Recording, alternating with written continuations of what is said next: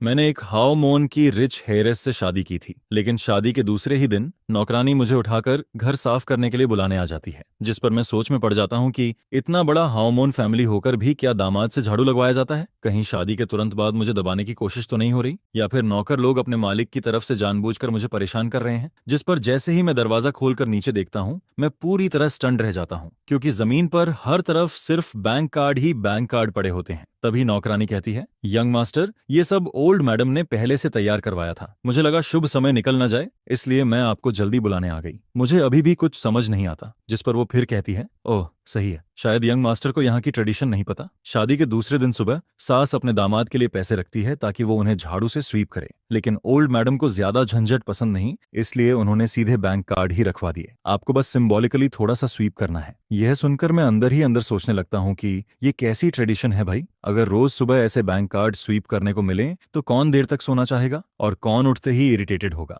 जिस पर मैं तुरंत झाड़ू उठाता हूँ और कमरे के बाहर पड़े सारे कार्ड स्विप करके अंदर खींचने लगता हूँ। मुझे नहीं पता एक कार्ड में कितना पैसा है, लेकिन अगर एक कार्ड में सिर्फ 10,000 युआन भी हों, तब भी इतने सारे कार्ड मिलाकर लाखों युआन तो बन ही जाते हैं। तभी नौकरानी फिर कहती है, यंग मास्टर, ओल्ड मैडम ने कहा है कि पासवर्ड आपका बर्थडे है। वो कार्ड मुझे थमाती है, लेकिन मैं अभी कुछ बोल भी नहीं पाता कि सामने वाले बेडरूम का दरवाजा खुल जाता है, जिस पर मेरी नजर एक बेहद खूबसूरत लड़की पर पड़ती है। Good morning. वो मेरी तरफ देखती है, फिर मेरे हाथों में भरे बैंक कार्ड्स पर नजर डालती है। इतने कार्ड थे कि मैं उन्हें ठीक से पकड़ भी नहीं पा रहा था। जिस पर वो कैजुअली कहती है, इतना फॉर्मल होने की जरूरत नहीं है, आराम से यूज करो। ये कहकर वो मास्टर बेडरूम में चली जाती है। वैसे भी मैं कोई फॉर्मल होने वाला नहीं था। अभी थोड़ी देर पहले ही मैं कार्ड लेने वाला था, लेकिन उसी ने बीच में इंटरप्ट कर दिया। जिस पर जैसे ही आंट जांग मुझे कार्ड्स देती है, मैं बिना किसी प्रेशर के सारे कार्ड ले लेता हूँ। इसके बाद मैं कार्ड्स लेकर वापस बेडरूम में जाता हूँ, उन्हें टेबल पर रखता हूँ और फिर फ्रेश होने चला जाता हूँ। जिस पर ओरिजिनल ओनर की मेमोरीज से मुझे पता चलता है कि वो और मैं दोनों एक ही मेजर में पढ़े थे। इतना ही नहीं, हम दोनों ने देश की टॉप यूनिवर्सिटीज से मास्टर डिग्री भी की थी। फर्क सिर्फ इतना था कि ग्रेजुएशन के बाद ओरिजिनल ओनर यूनिवर्सिटी में लेक्चरर बन गया था, जबकि मुझे मजबूरी में ऑडिट कंपनी में जॉब करनी पड़ी। ओरिजिनल ओनर को शादी की वजह से 3 दिन की छुट्टी मिली हुई थी, इसलिए फिलहाल उसे काम पर नहीं जाना था। जिस पर मैं सोचता हूँ कि इन 3 दिनों में उसके लेक्चर नोट्स अच्छे से पढ़ लूंगा, ताकि बाद में स्टूडेंट्स को पढ़ाते समय कोई गलती ना हो। सच कहूँ तो मुझे ओरिजिनल ओनर की ये जॉब बहुत पसंद आती है। वीकेंड की छुट्टी अलग, फेस्टिवल्स की छुट्टी अलग, ऊपर से विंटर वेकेशन और समर वेकेशन भी। अगर सुबह क्लास न हो तो आराम से देर तक सोकर ऑफिस जाओ, शाम को क्लास खत्म होते ही सीधा घर वापस। रात का पूरा टाइम सिर्फ अपना। जिस पर मैं अंदर ही अंदर इमोशनल होकर सोचता हूँ कि पिछले जन्म में मैं यूनिवर्सिटी में लेक्चरर नहीं बन पाया था। क्या वो मेरी मर्जी थी? नहीं, बस जिंदगी की अलग अलग परेशानियों ने मुझे वहां रुकने नहीं दिया। थैंक यू ओरिजिनल ओनर, सच में बहुत बहुत थैंक यू। इसी बीच मैं फेस वॉश कर रहा होता हूँ कि बगल वाले कमरे से आवाज आती है, जिस पर मैं टूथब्रश मुंह में दबाए बाथरूम से झांक कर देखता हूँ और पाता हूँ कि वो ड्रेसिंग रूम से बाहर आ चुकी है। जल्दी फ्रेश होकर नीचे ब्रेकफास्ट के लिए आ जाओ। उसकी ये बात सुनकर मुझे अजीब सा फील होता है, जैसे हम दोनों काफी समय से साथ रह रहे हों। जबकि सच्चाई ये थी कि ओरिजिनल ओनर और फू युनशु आज से पहले सिर्फ 2 बार मिले थे, पहली बार एंगेजमेंट पर और दूसरी बार शादी में। इसके बाद ब्रेकफास्ट टेबल पर फू युनशु मुझे पूरी तरह इनविजिबल समझती है। वो पूरे समय मुझसे एक शब्द तक नहीं बोलती, लेकिन खाना खत्म होने के बाद वो एक बैंक कार्ड टेबल पर रख देती है। अब से तुम्हारा पॉकेट मनी इसी कार्ड में ट्रांसफर होगा, इसे यूज करना। ये कार्ड तुम्हारे आईडी से बना है, सही है ना? जिस पर मैं अंदर ही अंदर एक्साइटेड हो जाता हूँ। आखिर रिच फीमेल सीईओ वाली कहानी का पॉकेट मनी सीन भी आ ही गया। सच कहूँ, जब तक पैसा हाथ में आ रहा है मुझे फर्क नहीं पड़ता वो मुझसे बात करे या नहीं। चाहे वो घर वापस ना आए तब भी मुझे कोई प्रॉब्लम नहीं है। यह कहकर फू युनशु सीधा ऑफिस चली जाती है, जिस पर मैं कार्ड उठाकर वापस कमरे में आता हूँ और उसे बाकी स्वीप किए हुए कार्ड्स के साथ रख देता हूँ। लेकिन थोड़ी देर बाद क्यूरियोसिटी की वजह से मैं फोन बैंकिंग ऐप खोलता हूँ और उस नए कार्ड को लिंक करने की कोशिश करता हूँ, जिस पर कार्ड तुरंत लिंक हो जाता है। मैं अंदर ही अंदर सोचता हूँ, वाह, ये रिच हेयर सच में काफी थॉटफुल है। आजकल सब फोन पेमेंट यूज करते हैं, इसलिए मेरे आईडी वाला कार्ड बनवाना सबसे आसान तरीका था। लेकिन अगले ही पल बैलेंस देखकर मेरी आंखें खुली की खुली रह जाती हैं। 2 मिलियन युआन, मतलब हर महीने सिर्फ पॉकेट मनी ही 2 मिलियन युआन है। जिस पर मैं सोचने लगता हूँ कि अगर जिंदगी ऐसी है तो फिर काम करने की जरूरत ही क्या है। अब मेरी क्यूरियोसिटी सिर्फ इस कार्ड तक सीमित नहीं रहती। जिस पर मैं सुबह स्वीप किए गए कार्ड्स में से एक उठाता हूँ और उसे भी ऐप से लिंक करता हूँ। और शॉकिंग बात यह थी कि वो भी इंस्टेंटली लिंक हो जाता है। मतलब मदर इन लॉ ने जो सारे कार्ड दिए थे वो भी ओरिजिनल ओनर की आईडी से बने हुए थे। एक कार्ड में पूरे 6 लाख युआन पड़े थे। इतने सारे कार्ड मिलाकर आराम से 10 मिलियन युआन से ज्यादा बन रहे थे। जिस पर मैं तुरंत समझ जाता हूँ कि ओल्ड मैडम को नंबर 6 काफी पसंद है। आखिर चाइनीज लोग 6 को लकी नंबर मानते हैं। इसके बाद मैं मन ही मन ओरिजिनल ओनर से कहता हूँ, भाई सॉरी, लेकिन अब ये सारे पैसे ऑफिशियली मेरे हैं। सारे कार्ड लिंक करने के बाद मैं उन्हें ड्रॉर में रख देता हूँ और बाहर घूमने जाने का सोचता हूँ। आखिर पैसे आने के बाद पूरी दुनिया ही खूबसूरत लगने लगती है। सुबह से मैं शॉपिंग मॉल जाने का सोच रहा था, लेकिन अभी तक गया नहीं था, जिस पर अब मैं तय करता हूँ कि थोड़ा बाहर जाकर उस फीलिंग को एक्सपीरियंस किया जाए जहां पसंद की चीज खरीदते समय प्राइस टैग देखने की जरूरत न पड़े। अगर इस नॉवेल वर्ल्ड में ट्रांस माइग्रेट होना एक एक्सपीरियंस है तो मैं इस rich son in law identity के हर बेनिफिट को पूरी तरह एंजॉय करूंगा और इस जिंदगी को खुलकर जीऊंगा। जिस पर मैं फोन उठाता हूँ। यंग मास्टर, क्या आपको कार अरेंज करवानी है? ओरिजिनल ओनर हमेशा खुद ड्राइव करके यूनिवर्सिटी जाता था, लेकिन मेरे पास लाइसेंस होने के बावजूद मैंने जिंदगी में कभी स्टीयरिंग नहीं पकड़ा था। सेफ्टी के लिए मैं तुरंत कहता हूँ, मुझे थोड़ी देर बाहर जाना है, कार अरेंज करवा दीजिए। इसके बाद अंकल लियू मुझे फेंगयुआन बिल्डिंग छोड़ने निकल पड़ता है। असल में मैंने किसी से मिलने का प्लान नहीं बनाया था, मैं सिर्फ सबसे बड़े शॉपिंग मॉल में जाकर घूमना चाहता था। तभी रास्ते में अंकल लियू कहता है, यंग मास्टर, ये मॉल हमारे ग्रुप का ही है, क्या अंदर वालों को पहले से इन्फॉर्म कर दूं? जिस पर मैं तुरंत मना कर देता हूँ, नहीं, मैं बस कैजुअली घूमने आया हूँ। इस बिल्डिंग में कुल 28 फ्लोर्स थे। 8वें फ्लोर से ऊपर ऑफिस कंपनीज थीं, जबकि नीचे पूरा लग्जरी शॉपिंग मॉल था। बेसमेंट में पार्किंग एरिया था। पहले 7 फ्लोर्स पर luxury brands, supermarket, mother and baby stores, indoor playground, restaurants, book store, cinema, gym, clothing stores, cafe, cat cafe और न जाने क्या क्या था। पूरा मॉल अंदर से बेहद लग्जरियस दिखता है, जिस पर जैसे ही मैं अंदर जाकर एक लग्जरी कार शोरूम की तरफ बढ़ता हूँ, तभी एक मैरिड कपल सीधे मेरी तरफ आते दिखाई देते हैं। टीचर वैन, आप यहाँ कैसे? जिस पर मैं शांत होकर ओरिजिनल ओनर की मेमोरी सर्च करने लगता हूँ। ये आदमी ओरिजिनल ओनर का कॉलिग था, जिसका नाम जियांग हाओ था। उसकी वाइफ की डिलीवरी डेट आने में अब भी 1 महीने से थोड़ा ज्यादा समय बाकी था। दोनों यूनिवर्सिटी में एक ही ऑफिस शेयर करते थे, लेकिन जियांग हाओ रेयरली ऑफिस आता था। ज्यादातर वहां सिर्फ मैं ही रहता था, जिस पर उसे हमेशा लगता था कि मैं उसकी जगह कब्जा करके बैठा हूँ। उसका सवाल सुनकर मुझे थोड़ा अजीब फील होता है, मैं यहाँ नहीं रहूंगा तो कहाँ रहूंगा? जिस पर वो फिर कहता है, क्या तुम शादी की छुट्टी लेकर होम टाउन नहीं गए थे? और शादी करके भी तुमने यूनिवर्सिटी के किसी को लेग को इन्वाइट तक नहीं किया? अब सब लोग गेस कर रहे हैं कि शायद तुम्हारी वाइफ दिखाने लायक नहीं है, इसलिए तुमने किसी को नहीं बुलाया। सब लोग इसी बात पर चर्चा कर रहे हैं कि आखिर तुम्हारी वाइफ कैसी होगी।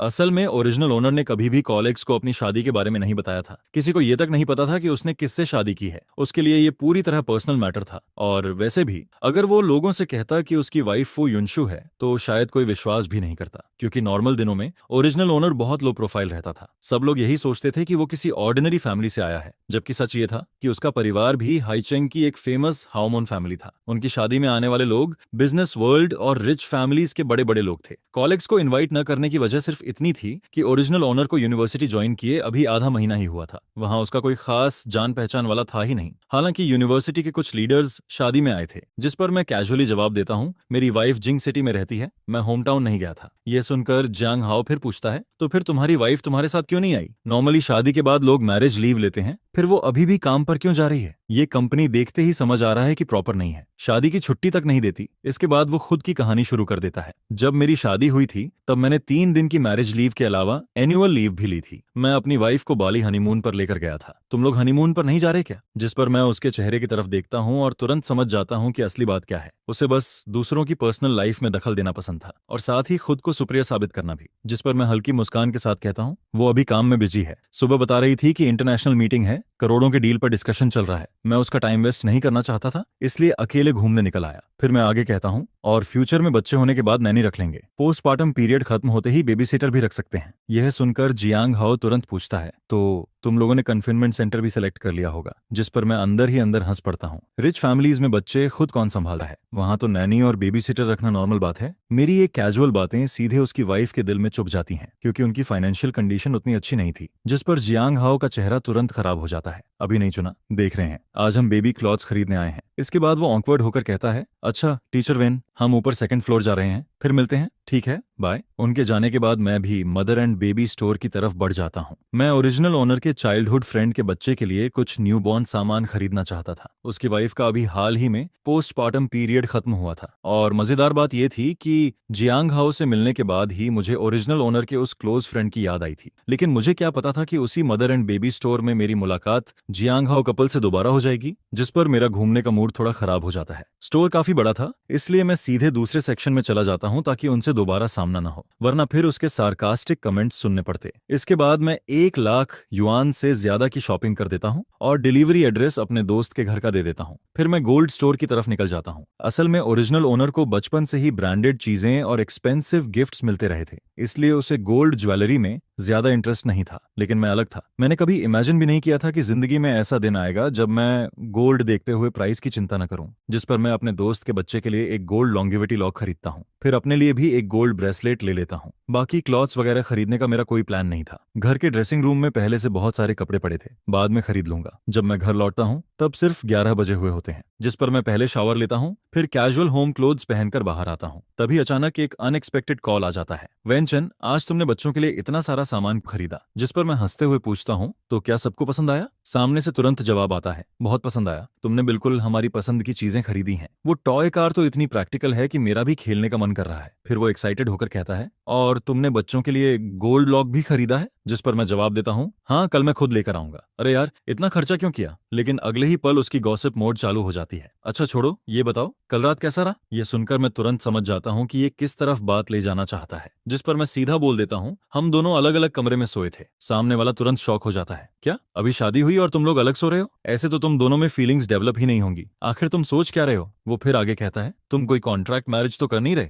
बाद में डिवोर्स का एग्रीमेंट भी नहीं है, तो मैरिड लाइफ कंटिन्यू करनी पड़ेगी ना? क्या तुम सच में फुयुनशु को बाहर किसी और को ढूंढने दोगे? उसकी बातें सुनकर मैं पूरी तरह साइलेंट हो जाता हूँ, क्योंकि वो सही कह रहा था। ये कोई कॉन्ट्रैक्ट मैरिज नहीं थी। अगर रिलेशनशिप चल सकती है तो नेचुरली उसे आगे बढ़ना ही चाहिए। जिस पर मैं ओरिजिनल नॉवेल की बातें याद करने की कोशिश करता हूँ। ओरिजिनल ओनर और फू युनशु का रिलेशनशिप आखिर कब क्लोज हुआ था? एक्सीडेंट कब हुआ था? बाद में दोनों के बीच फीलिंग्स डेवलप हुई थी या नहीं? लेकिन नॉवेल में इन इंपॉर्टेंट चीजों का कभी डिटेल में जिक्र ही नहीं किया गया था। कॉल कटने के बाद मैं काफी देर तक सोचता रहता हूँ। आखिर मैं ये फैसला करता हूँ कि ये जिंदगी मेरे लिए पूरी तरह नई शुरुआत है, इसलिए मैं किसी जल्दबाजी में नहीं पड़ूंगा। बस अपने दिल की सुनूंगा और अपने पेस पर आगे बढ़ूंगा। दोपहर में मैं बुक्स और लैपटॉप लेकर स्टडी रूम की तरफ जाता हूँ, जिस पर अंदर जाकर मैं नोटिस करता हूँ कि वहां सिर्फ फू युनशु का वर्क स्पेस ही नहीं था, बल्कि एक नया सेक्शन खास मेरे लिए भी तैयार किया गया था। तभी आन जांग समझाते हुए कहती हैं, घर के हर फ्लोर पर स्टडी रूम है। यंग मिस ने सोचा कि आपके काम में भी स्टडी रूम की जरूरत पड़ेगी। वो नहीं चाहती थी कि आपको बार बार स्टेयर्स चढ़ना पड़े, इसलिए उन्होंने ये जगह स्पेशली तैयार करवाई है। वो आगे कहती है, सेकंड फ्लोर वाले स्टडी रूम में नॉर्मली यंग मिस काम करती हैं और दूसरा हाफ आपका है। यह सुनकर मुझे थोड़ा सरप्राइज फील होता है। मैंने सोचा भी नहीं था कि फुयुनशु इतनी छोटी छोटी बातों का भी ध्यान रखती होगी। जिस पर मैं बिना फॉर्मल हुए सीधे अपने वर्क स्पेस में जाकर बैठ जाता हूँ। लैपटॉप और बुक्स रखते ही आन जांग मेरे लिए फ्रूट जूस रखकर चली जाती है। इसके बाद मैं अकेले बैठकर ओरिजिनल ओनर के प्रोफेशनल सब्जेक्ट्स पढ़ने लगता हूँ और कुछ देर बाद मुझे एहसास होता है कि उसकी पढ़ाई और मेरी पढ़ाई में ज्यादा फर्क नहीं था। जिस पर मुझे किताबों में लिखा कंटेंट बिल्कुल भी अनफेमिलियर नहीं लगता। आखिर कॉलेज टाइम में मैं हमेशा स्कॉलरशिप लेने वालों में से था, इसलिए फर्स्ट ईयर स्टूडेंट्स को पढ़ाना मेरे लिए कोई बड़ी बात नहीं थी। मुझे मास्टर डिग्री कंप्लीट किए अभी सिर्फ 2 महीने हुए थे और जॉब ज्वाइन किए भी आधा महीना ही हुआ था। अभी सितंबर का बीच चल रहा था। यही वो समय था जब नए फर्स्ट ईयर स्टूडेंट्स यूनिवर्सिटी में एडमिशन लेते हैं। उनकी मिलिट्री ट्रेनिंग को भी आधा महीना हो चुका था और अब जल्द ही उनकी रेगुलर क्लासेस शुरू होने वाली थी। लेकिन किसी तरह की गलती ना हो, इसलिए मैं पहले से लेक्चर देने की प्रैक्टिस करने लगता हूँ। इसी बीच नीचे फर्स्ट फ्लोर के लिविंग रूम में फू युनशु ऑफिस से वापस आती है। यंग मास्टर कहाँ है? जिस पर आन जांग जवाब देती है, यंग मास्टर ऊपर स्टडी रूम में है, वो बहुत मेहनती हैं। अभी थोड़ी देर पहले मैं उन्हें ड्रिंक देने गई थी, तब वो लेक्चर प्रैक्टिस कर रहे थे। लेकिन फू युनशु को शायद ज्यादा इंटरेस्ट नहीं था कि मैं क्या कर रहा हूँ। जिस पर वो कैजुअली कहती है, उन्हें नीचे बुलाइए, मैं उन्हें अपने एक फ्रेंड से मिलवाने ले जा रही हूँ। आन जांग फिर पूछती है, क्या यंग मास्टर को थोड़ा फॉर्मली ड्रेस होना चाहिए? मैं उनके लिए क्लॉथ्स तैयार कर दूं? नहीं, सिंपल ही रहने दो। इसके बाद आन जांग ऊपर आकर कहती है, यंग मास्टर, यंग मिस वापस आ गई हैं, वो आपको अपने एक फ्रेंड से मिलवाने ले जाना चाहती हैं। मैं अभी आता हूँ। असल में मिरर के सामने लेक्चर प्रैक्टिस करते करते मेरा कॉन्फिडेंस काफी बढ़ गया था। बस मुझे लग रहा था कि अभी भी कुछ कमी बाकी है। जिस पर मैं जल्दी से सामान समेटता हूँ और स्टडी रूम से बाहर निकल जाता हूँ। आन जांग रास्ते में कहती है, शायद यंग मिस के काफी क्लोज फ्रेंड्स हैं, उन्होंने कहा है कि ज्यादा फॉर्मल होने की जरूरत नहीं है, आराम से चलिए। ठीक है, थैंक यू आन जांग। इसके बाद मैं बेडरूम में वापस जाकर कपड़े बदलता हूँ। सितंबर के बीच में भी जिंग सिटी का मौसम काफी गर्म था। जैसे ही मैं नीचे उतरता हूँ, फुयुनशु की आवाज सुनाई देती है। कल हमारी शादी थी। मेरा एक लॉयर फ्रेंड है जिंगहाओ, किसी जरूरी काम की वजह से वो शादी में नहीं आ पाया था, इसलिए आज उसने इंसाइट किया कि मैं ट्रीट दूं और तुम्हें भी साथ लेकर आऊं। जिस पर मैं मन ही मन सोचता हूं कि वैसे भी मेरे पास कोई काम नहीं है, साथ जाना बुरा नहीं होगा।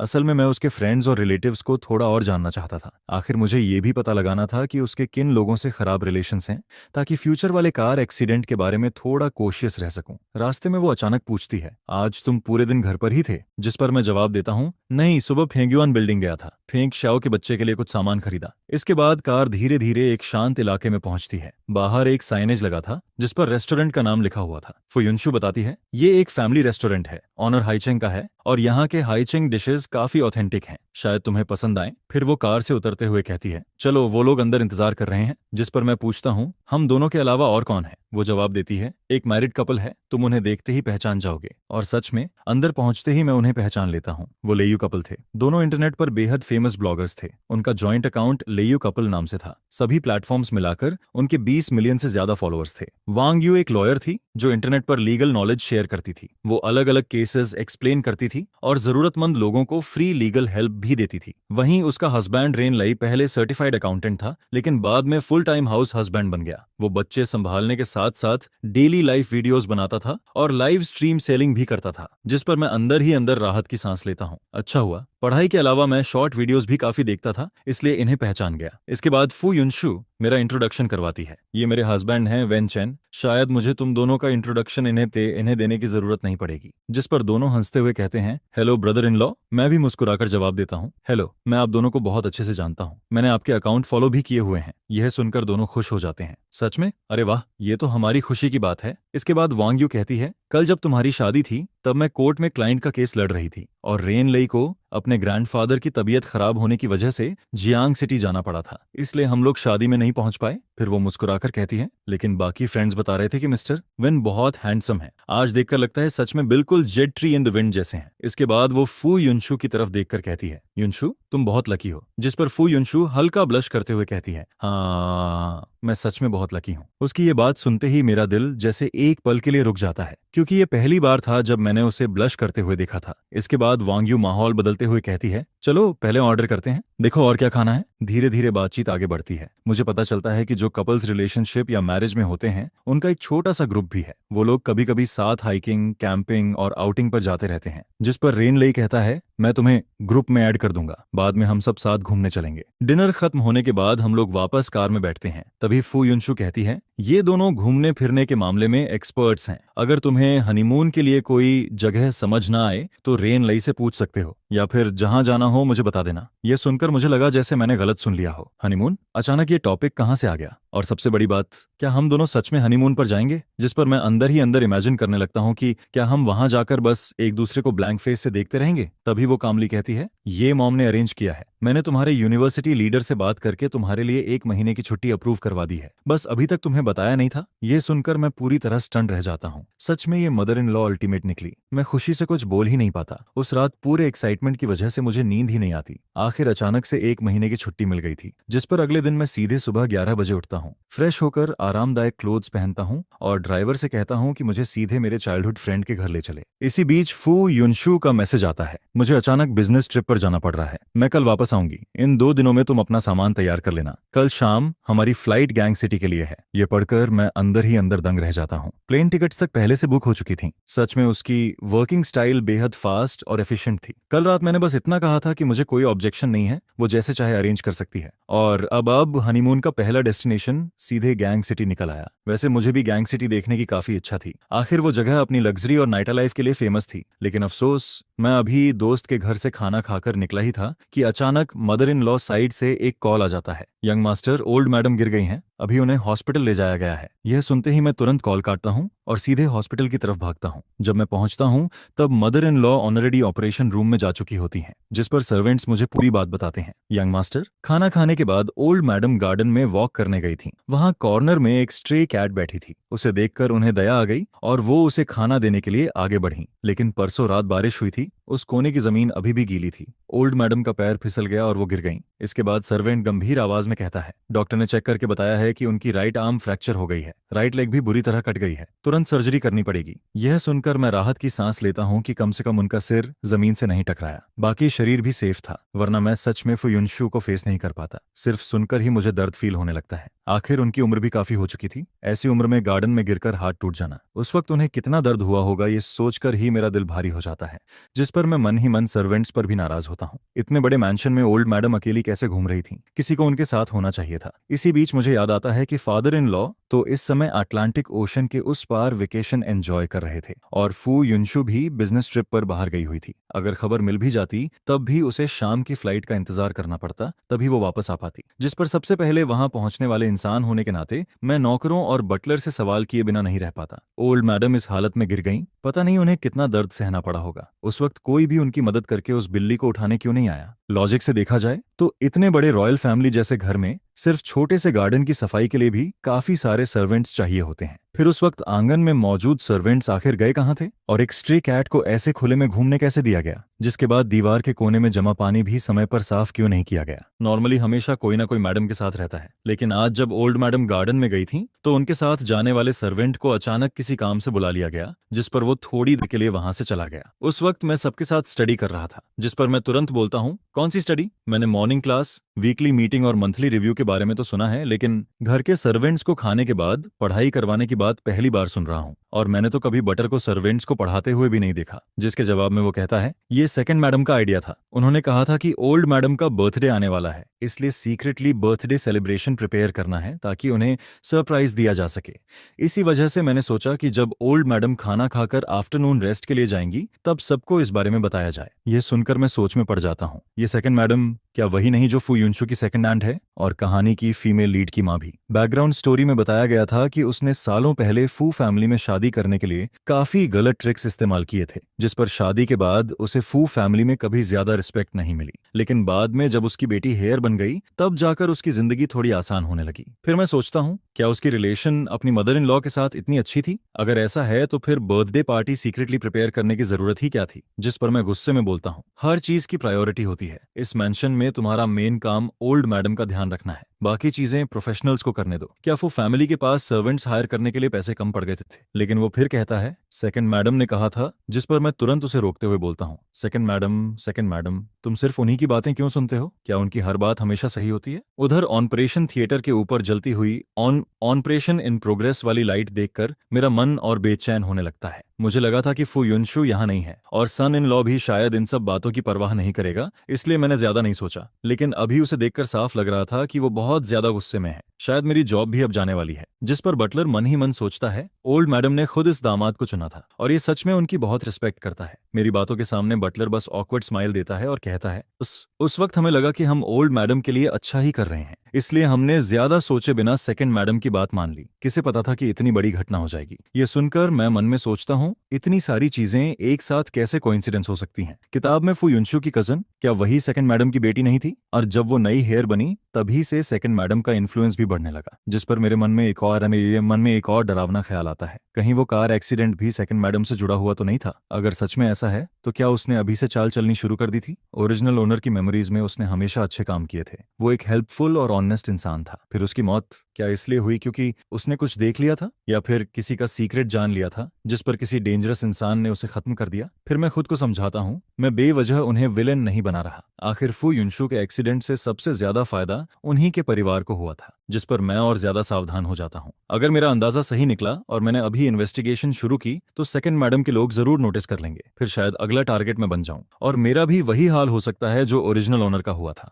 यह सोचकर मैं तुरंत अपने एक्सप्रेशंस कंट्रोल करता हूँ। नहीं, मुझे अपनी फीलिंग्स बाहर नहीं दिखानी चाहिए। फिर मैं बटर से शांत आवाज में कहता हूँ, अगली बार ध्यान रखना, चाहे कुछ भी हो जाए, सबसे पहले ओल्ड मैडम की सेफ्टी जरूरी है। उनके आसपास हमेशा कोई ना कोई मौजूद रहना चाहिए और कोर्टयार्ड का हर कोना साफ होना चाहिए। अब जो होना था वो हो चुका था, इसलिए सब बस ऑपरेशन रूम के बाहर इंतजार करते रहते हैं। जिसके बाद मैं पूछता हूँ, फू युनशु को खबर दी गई? जिस पर बटर जवाब देता है, जी, यंग मिस को कॉल कर दिया गया है, वो वापस आने के रास्ते में है। समय ऐसे गुजरता है जैसे पूरा एक सेंचुरी बीत गई हो और आखिरकार डॉक्टर ओल्ड मैडम को ऑपरेशन रूम से बाहर लेकर आता है। जिस पर मैं नोटिस करता हूँ कि ये डॉक्टर फू युनशु का पुराना क्लासमेट है, इसलिए वो मुझे तुरंत पहचान लेता है और कहता है, मिस्टर वेन, ज्यादा चिंता मत कीजिए, ऑपरेशन ज्यादा कॉम्प्लिकेटेड नहीं था, बस बोन फ्रैक्चर हुआ था, इसलिए 3 नेल्स लगाने पड़े। ओल्ड मैडम को थोड़ा दर्द जरूर सहना पड़ेगा, लेकिन अगर वो अच्छे से रेस्ट करेंगी तो कुछ समय बाद ठीक हो जाएंगी। मैं राहत की सांस लेते हुए कहता हूँ, डॉक्टर, आपने बहुत मेहनत की, मैं पहले ओल्ड मैडम को देख लेता हूँ, इसके बाद मैं वार्ड में जाकर ओल्ड मैडम के बेड के पास खड़ा हो जाता हूँ। इस वक्त वो अभी भी अनकॉन्शियस थीं और उनके हाथ में ड्रीप लगी हुई थी। कमरे में मेरे अलावा बटरफिंग,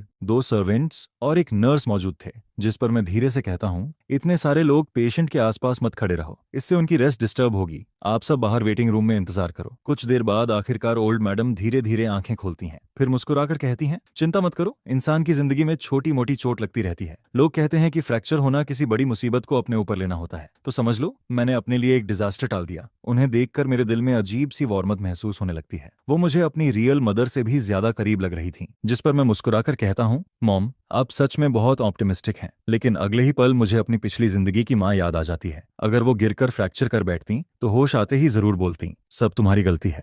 अगर तुम लोग सक्सेसफुल होते और मेरे लिए अच्छा घर खरीद देते तो क्या मैं गिरती? मेरी किस्मत ही खराब है। पूरी जिंदगी मेहनत की, लेकिन कोई भी बच्चा लॉयल नहीं निकला। फिर मुझे याद आता है कि अभी तक मैं ओरिजिनल ओनर के रियल पेरेंट्स से भी नहीं मिला हूँ। जब वो 6 साल का था तभी उसके पेरेंट्स का डिवोर्स हो गया था, जिसके बाद दोनों ने जल्दी ही नई फैमिली बना ली। ओरिजिनल ओनर अपने फादर और स्टेप मदर के साथ बड़ा हुआ और उनका रिलेशन भी ठीक ठाक ही था। शादी के वक्त दोनों आए जरूर थे, लेकिन अपने नए पार्टनर और बच्चों के साथ। जिस पर मैं ओल्ड मैडम से कहता हूँ, मॉम आप बस आराम कीजिए, मैं घर जाकर किचन अरेंज करता हूँ और आपके लिए खाना भेजता हूँ। अभी आपको अच्छे से न्यूट्रिशन लेना होगा लेकिन वो तुरंत मना कर देती हैं, जरूरत नहीं है, घर में शेफ्स और सर्वेंट्स हैं, वो खुद खाना भेज देंगे, तुम्हें परेशान होने की जरूरत नहीं, तुम बस यहाँ बैठकर मुझसे बातें करो। फिर वो मुस्कुराते हुए कहती हैं, कल तुम दोनों हनीमून पर जाने वाले थे ना? सुना है पहला स्टॉप हार्बर सिटी है। चलो मैं तुम्हें अपनी पुरानी मेमोरीज सुनाती हूँ जब मैं वहां गई थी। जिस पर मैं तुरंत बोल पड़ता हूँ, मॉम अब हनीमून का क्या मतलब? वैसे भी मेरी 1 महीने की छुट्टी है, मैं घर पर रहकर आपकी देखभाल करूंगा। यह सुनकर ओल्ड मैडम हल्का सा हंस देती हैं। वो ऐसी इंसान थीं जिन्हें बीमारी में भी बच्चों की सेवा नहीं चाहिए होती। उल्टा वो चाहती थीं कि हम अपनी हनीमून ट्रिप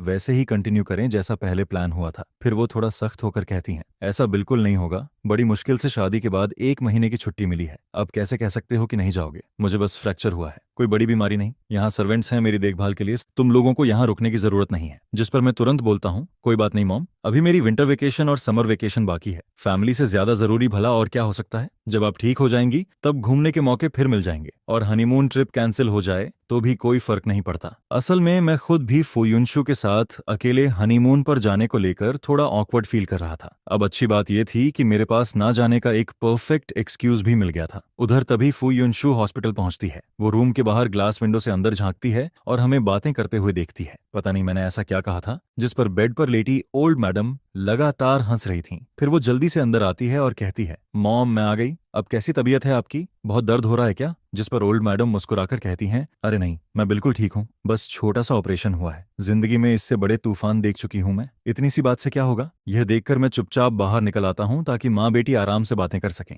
लेकिन जैसे ही मैं बाहर वेटिंग एरिया में बैठता हूँ तभी अचानक एक औरत की तेज आवाज सुनाई देती है। अच्छे भले इंसान को ऐसी चोट कैसे लग गई? तुम लोग काम कैसे करते हो? आंगन का गंदा पानी तक साफ नहीं कर पाए? जिस पर मैं तुरंत आवाज पहचान लेता हूँ, ये सेकंड मैडम थी। उन्हें देखकर मैं थोड़ा हैरान रह जाता हूँ। वो सच में काफी यंग दिख रही थी, मुश्किल से 40 के आसपास, और ऑनेस्टली कहूं तो उन्होंने खुद को बहुत अच्छे से मेंटेन किया हुआ था। फिर वो जल्दी से पूछती हैं, युनशु तुम्हारी माँ कैसी हैं? जिस पर फू युनशु जवाब देती है, मॉम अभी थोड़ी देर पहले ही होश में आई हैं। मैं बाहर डूबते हुए सूरज को देखता हूँ और सोचता हूँ कि इस वक्त तक शायद किसी ने खाना भी नहीं खाया होगा। तभी फू युनशु कहती है, थोड़ी देर में घर से खाना आ जाएगा। जिस पर सेकंड मैडम तुरंत बोलती हैं, चलो पहले मैं उन्हें देख लूं, इस उम्र में गिरना बहुत तकलीफ देता है। उन्हें देखकर मुझे थोड़ा अजीब फील होता है, क्योंकि वो बहुत जेंटल और काइंड लग रही थी, बिल्कुल वैसी नहीं जैसी मैंने इमेजिन किया था। अंदर जाते ही वो ओल्ड मैडम का हाथ पकड़कर कहती हैं, सिस्टर इन लॉ आप ऐसे कैसे गिर गई? उस वक्त आपके साथ कोई नहीं था क्या? ओल्ड मैडम उस वक्त फू युनशु से बातें कर रही थी। फिर वो मुस्कुराते हुए कहती हैं, आओ यहाँ बैठो। जिस पर सेकंड मैडम तुरंत पास बैठ जाती हैं और कहती हैं, जैसे ही खबर मिली मैं तुरंत यहाँ चली आई। अच्छी बात यह रही कि घर में रिब सूप बन रहा था और अभी भी गर्म है, मैं आपके लिए लेकर आई हूँ। फिर वो सूप आगे बढ़ाते हुए कहती हैं, लोग कहते हैं ना जो खाओ वही शरीर बनता है। थोड़ा सूप पीजिए और थोड़ा मीट भी खाइए, आपकी बोन्स जल्दी रिकवर होंगी। स्मेल कीजिए, कितना अच्छा लग रहा है। जिस पर ओल्ड मैडम खुश होकर कहती हैं, वाह, सिर्फ स्मेल से ही भूख लगने लगी। उन्हें ऐसे देखकर मुझे लगने लगता है कि शायद दोनों का रिलेशन सच में काफी अच्छा था, वरना सेकंड मैडम इतनी जल्दी सूप लेकर यहाँ नहीं आती। फिर मैं मन ही मन सोचता हूँ, मैंने पहले इनके बारे में जरूरत से ज्यादा गलत सोच लिया था। तभी सेकंड मैडम मेरी तरफ देखकर कहती हैं, वेंचन तुमने अभी तक खाना नहीं खाया ना?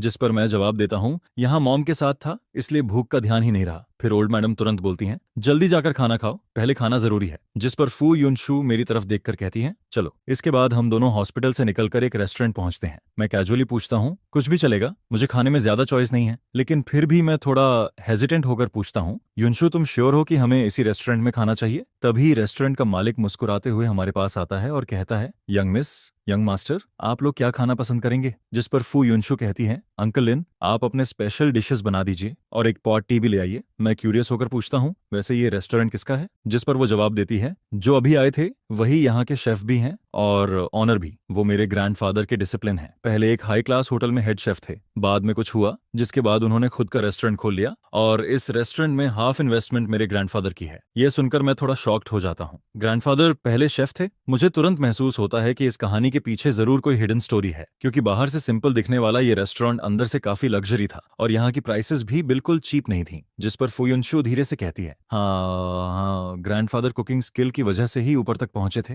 लेकिन वो सब पुरानी बातें हैं, उन्हें याद ना करना ही बेहतर है। उसके चेहरे का एक्सप्रेशन देखकर साफ लग रहा था कि इसमें कोई पेनफुल मेमोरी जुड़ी हुई है, इसीलिए मैं भी टॉपिक बदल देता हूँ। तभी खाना आ जाता है और अंकल लिन मुस्कुराकर कहते हैं, आराम से खाना खाइए। जिस पर मैं बोलता हूँ, थैंक यू अंकल लिन। फिर फुयुनशु मुझे खाना टेस्ट करने के लिए कहती है, ट्राई करो, टेस्ट बहुत अच्छा है। यहाँ की सारी वेजिटेबल्स और मीट सबसे फ्रेश होते हैं, सब कुछ अपने फार्म से आता है, बिना पेस्टिसाइड और केमिकल फर्टिलाइजर के। अगर आगे कभी बाहर का खाना डर्टी लगे तो यहाँ आ जाना। इसके बाद घर लौटते वक्त मैं काफी देर तक सोचता रहता हूँ, फिर आखिरकार बोलता हूँ, कल हार्बर सिटी जाने का प्लान कैंसिल कर देते हैं। मॉम हॉस्पिटल में हैं और ऐसे में घूमने जाना सही नहीं लगेगा। जिस पर वो बिना ज्यादा रिएक्शन दिए बस कहती है, अगर नहीं जाना चाहते तो ठीक है। जब हम फिर हॉस्पिटल पहुंचते हैं तब तक ओल्ड मैडम सो चुकी थीं। बटर बताता है कि वो काफी देर तक सेकंड मैडम से बातें करती रही थीं, इसलिए जल्दी थक गईं। फिर बटर कहता है, आप दोनों अब घर जाइए, चिंता मत कीजिए। डीन ने स्पेशली 2 प्रोफेशनल केयर टेकर्स भेजे हैं जो शिफ्ट में ओल्ड मैडम का ध्यान रखेंगे। जिस पर फू युनशु मेरी तरफ देखकर कहती है, वांग्यू, और बाकी लोग मुझे बाहर चलने के लिए बुला रहे हैं, तुम चलोगे?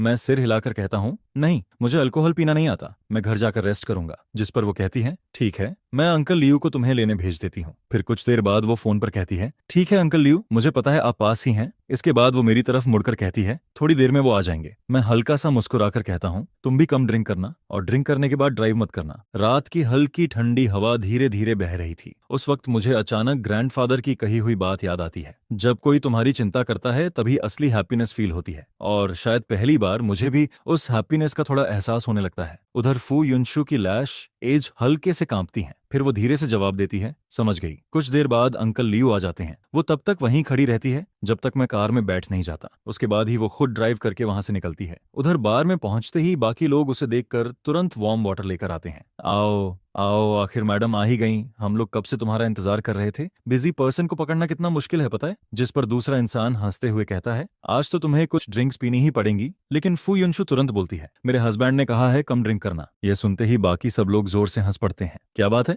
अब शादी के दूसरे दिन से ही हस्बैंड की बातें मानने लगी। फिर कोई मजाक उड़ाते हुए कहता है, अगर अल्कोहल इतनी बुरी लगती है तो आगे से बार मत आया करो, सीधे डेजर्ट शॉप जाया करो और घर जाकर हस्बैंड के साथ वाइन पीना। यह सुनकर सब लोग फिर हंसने लगते हैं। लेकिन अगले ही दिन सुबह मुझे जियांग हाओ का अचानक फोन आता है, टीचर वेन, तुमने छुट्टी क्यों ली? एक पूरा महीना हनीमून के लिए लीव ले ली। मैं कैजुअली जवाब देता हूँ, जाना है या नहीं ये जरूरी नहीं कि मैं सबको बताऊं। लेकिन मेरी बात सुनते ही वो तुरंत भड़क जाता है, सेमेस्टर अभी शुरू ही हुआ है और तुमने लीव ले ली। डिपार्टमेंट हेड ने मेरी और एक दूसरे टीचर की क्लासेस तुम्हारे ऊपर डाल दी हैं। तुम्हें पता भी है तुमने हम पर कितना बर्डन डाल दिया। जिस पर मैं थोड़ा ऑकवर्ड होकर कहता हूँ, मैंने इस बारे में ऑनेस्टली नहीं सोचा था। वैसे भी छुट्टी तो हर कोई लेता है और ये अरेंजमेंट स्कूल मैनेजमेंट ने किया है, मैंने नहीं। लेकिन वो गुस्से में बोलता रहता है, मुझे लगता है तुमने जानबूझकर ऐसा किया है। क्या इसलिए क्योंकि मेरी वाइफ डिलीवरी के करीब है और मैं लीव लेने वाला था? तुम्हें डर था कि तुम्हें मेरी क्लासेस लेनी पड़ेंगी, इसलिए पहले ही छुट्टी लेकर सारी क्लासेस मेरे सिर पर डाल दी। यह सुनकर मैं अंदर ही अंदर इरिटेट हो जाता हूँ। क्या मैं बैकडोर एंट्री लेकर आया हूँ और ऊपर से जानबूझकर क्लासेस भी उस पर डाल रहा हूँ? बिना सच जाने वो इतनी नेगेटिविटी के साथ मेरे बारे में सोच रहा था। सच में पता नहीं कैसे इंसान है ये। तभी अचानक एक आवाज आती है, सन क्या कर रहे हो? जिस पर मैं फोन नीचे रखकर जवाब देता हूँ,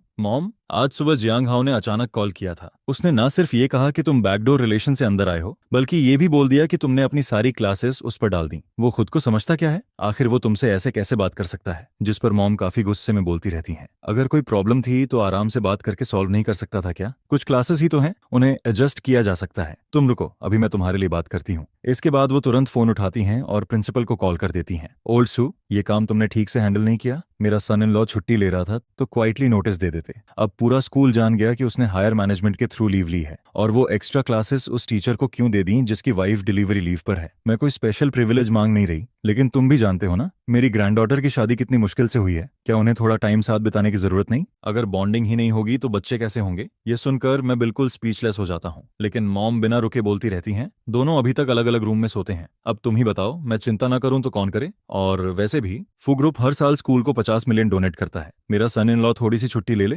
तो क्या प्रॉब्लम है? उन दो टीचर्स को एक्स्ट्रा पेमेंट दे दो, मामला वहीं खत्म हो जाएगा। इतनी सी बात भी सॉल्व नहीं कर सकते क्या? जिस पर सामने वाला शायद तुरंत मान जाता है। फिर मॉम आखिर में कहती हैं, ठीक है, तुम किसी को बोलकर शेड्यूल फिर से अरेंज करवा दो। फोन रखने के बाद वो मेरी तरफ देखकर मुस्कुराती हैं, चिंता मत करो, प्रिंसिपल शू सब ठीक कर देगा। मैं मन ही मन सोचने लगता हूँ, पहले मुझे रिलेशन यूज करके ऊपर आने वाले लोग बिल्कुल पसंद नहीं थे, लेकिन अब ऑनेस्टली कहूं तो ये 1 महीने की आरामदायक छुट्टी मुझे बुरी भी नहीं लग रही थी। फिर मैं सोचता हूँ जब वापस स्कूल ज्वाइन करूंगा तब उन दोनों टीचर्स को गिफ्ट जरूर दूंगा, कम से कम ग्रैटिट्यूड तो दिखाना चाहिए। इसके बाद मॉम कहती हैं, चलो मुझे बाहर थोड़ा वॉक करवा दो, आज मौसम अच्छा है। जिस पर मैं तुरंत उनका हाथ पकड़कर बाहर ले जाता हूँ। आज आसमान में बादल थे, धूप भी नहीं थी, इसलिए वेदर काफी कंफर्टेबल लग रहा था। फू फैमिली की ओल्ड विला एक शांत इलाके में थी, लेकिन अच्छी बात यह थी कि वहां से हॉस्पिटल और स्कूल दोनों ज्यादा दूर नहीं थे। मैं धीरे धीरे ओल्ड मैडम को सपोर्ट करते हुए शांत रास्ते पर चलाता हूँ। तभी वो अचानक बोलती हैं, चैन, मुझे पता है तुम दोनों अलग अलग रूम में सोते हो, तुम्हें बताने की जरूरत नहीं, मैं समझ गई हूँ, ये जरूर युनशु का आइडिया होगा। फिर वो थोड़ा नाराज होकर कहती हैं, इन दिनों वो बहुत बिजी थी और मैं अभी हॉस्पिटल से वापस आई हूँ, लेकिन आज रात जब वो आएगी ना तो मैं उसे जरूर डांटूंगी। नई नई शादी के बाद कौन अलग रूम में सोता है? यह सुनकर मैं तुरंत पैनिक हो जाता हूँ, क्योंकि अलग सोने का आइडिया तो ओरिजिनल ओनर का था। अगर सारी ब्लेम फू युनशु पर चली गई और उसने सच बता दिया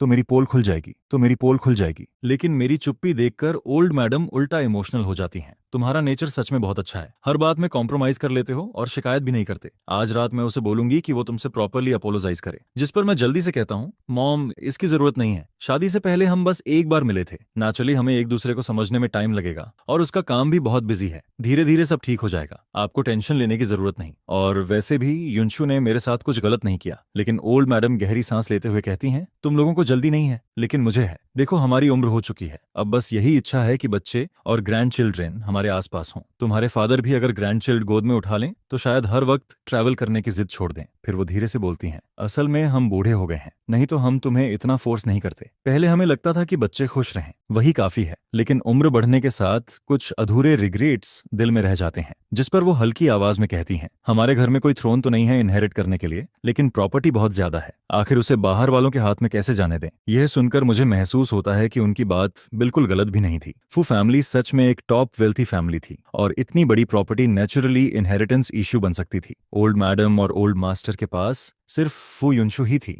इसलिए उनका चिंतित होना भी नॉर्मल था। लेकिन आयरनी ये थी कि ओरिजिनल स्टोरी में आखिरकार सारी प्रॉपर्टी सेकंड ब्रांच के हाथ में चली जाती है। फिर ओल्ड मैडम मेरा हाथ पकड़कर कहती हैं, चेन, मुझे पता है तुम मेरी बात समझ रहे हो, मैं तुम्हें अभी डिसीजन लेने के लिए फोर्स नहीं कर रही, मैं बस चाहती हूँ कि तुम इस मैरिज को सीरियसली लो। शादी कोई ऐसी चीज नहीं कि मुश्किल आते ही डिवोर्स कर लो। हस्बैंड वाइफ को एक दूसरे के साथ एडजस्ट होने में टाइम लगता है। फिर वो थोड़ा सीरियस होकर कहती हैं, और एक बात साफ कहूंगी, इस फैमिली को हीयर्स चाहिए। तुम्हें पता है ना इस प्रॉपर्टी पर कितनी नजरें लगी हुई हैं। मैंने और उसके फादर ने ये सब जीरो से शुरू किया था, यहाँ तक पहुंचना आसान नहीं था। इसके बाद वो फू युनशु के चाइल्डहुड के बारे में बताने लगती हैं। जब वो छोटी थी तब उसे अपने ग्रैंडफादर के साथ कुकिंग करना बहुत पसंद था। प्राइमरी स्कूल में उसका सपना शेफ बनने का था, लेकिन उसके फादर ने उसे काफी डांटा। उसके बाद जानबूझकर उसे बिजनेस नॉलेज सिखाई गई ताकि वो फ्यूचर में इस फैमिली की रिस्पॉन्सिबिलिटी संभाल सके। फिर वो धीरे से कहती हैं, मुझे अपनी बेटी पर बहुत दया आती है, लेकिन ये रिस्पॉन्सिबिलिटी है जिसे उसे उठाना ही पड़ेगा। मैं चुपचाप बैठकर उनकी सारी बातें सुनता रहता हूँ।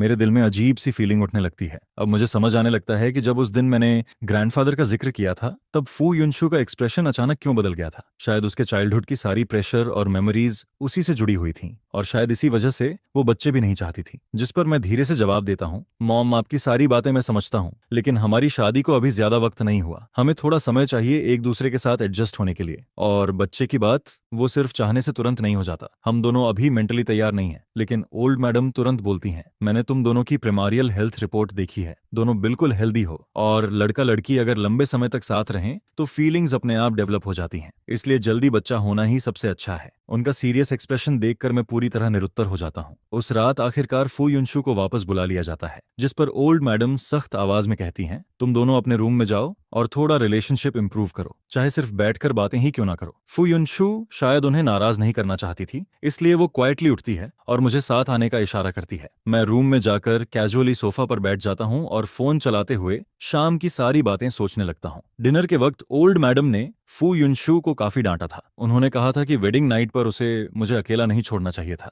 लेकिन पूरी बात सुनने के दौरान फू युनशु ना तो कुछ डिनाई करती है और ना ही कोई एक्सप्रेशन दिखाती है। वो बस चुपचाप सब सुनती रहती है, जिस पर मैं मन ही मन सोचता हूँ शायद वो इस बात को सीरियसली नहीं ले रही। तभी अचानक वो मेरी तरफ देखकर पूछती है, आज मॉम ने तुमसे काफी बातें की ना? मैं कैजुअली जवाब देता हूँ, मैं उन्हें वॉक पर ले गया था, उन्होंने बहुत सारी बातें बताई। बच्चों वाली बात मैं जानबूझकर मेंशन नहीं करता, लेकिन तभी वो सीधा पूछती है, क्या तुमने मॉम से कहा कि मैं तुम्हें इग्नोर करती हूँ? जिस पर मैं तुरंत बोलता हूँ, नहीं, वो तो उन्होंने खुद कहा था। फिर वो मेरी आंखों में देखते हुए पूछती है, लेकिन तुमने उन्हें एक्सप्लेन भी नहीं किया, सही कह रही हो ना? इसके बाद कमरे में कुछ सेकंड के लिए साइलेंस छा जाता है। फिर वो धीरे से पूछती है, तो अब तुम्हारा क्या प्लान है? वापस अलग अलग रूम्स में सोना है या फिर हस्बैंड वाइफ की रिस्पॉन्सिबिलिटीज निभानी शुरू करें? ऐसा भी नहीं है कि ये नहीं हो सकता। पिछले जन्म में मैंने कभी किसी से प्यार तक नहीं किया था और न ही कभी उस तरह की कोई चीज एक्सपीरियंस की थी। फो वॉन तो इतनी खूबसूरत और दिल हिला देने वाली है, फिर मैं क्यों मना करूं? बच्चे तो अभी जरूरी नहीं है, लेकिन हस्बैंड वाइफ वाली लाइफ तो हो सकती है। तब हम लोग प्रिकॉशंस यूज कर लेंगे, है ना? लगता है दादी ने इनहेरिटेंस वाली बात भी तुमसे कर ली है। क्या तुम फ्यूचर में होने वाले बच्चे की पोजीशन मजबूत करना चाहते हो? मेरा वो मतलब नहीं है, मैं बस हस्बैंड वाइफ की रिस्पॉन्सिबिलिटी निभाने की बात कर रहा था। रहने दो रहने दो, आज मैं सोफा पर सो जाता हूँ। वापस आने के बाद भी एक ही रूम में रहने की जरूरत नहीं है। मैंने पहले ही मॉम से कह दिया था कि इस चीज की कोई जल्दी नहीं है। आखिर मैंने उस वक्त हाँ क्यों बोल दिया? अब तो मेरी असली रंगीन सोच सामने आ गई।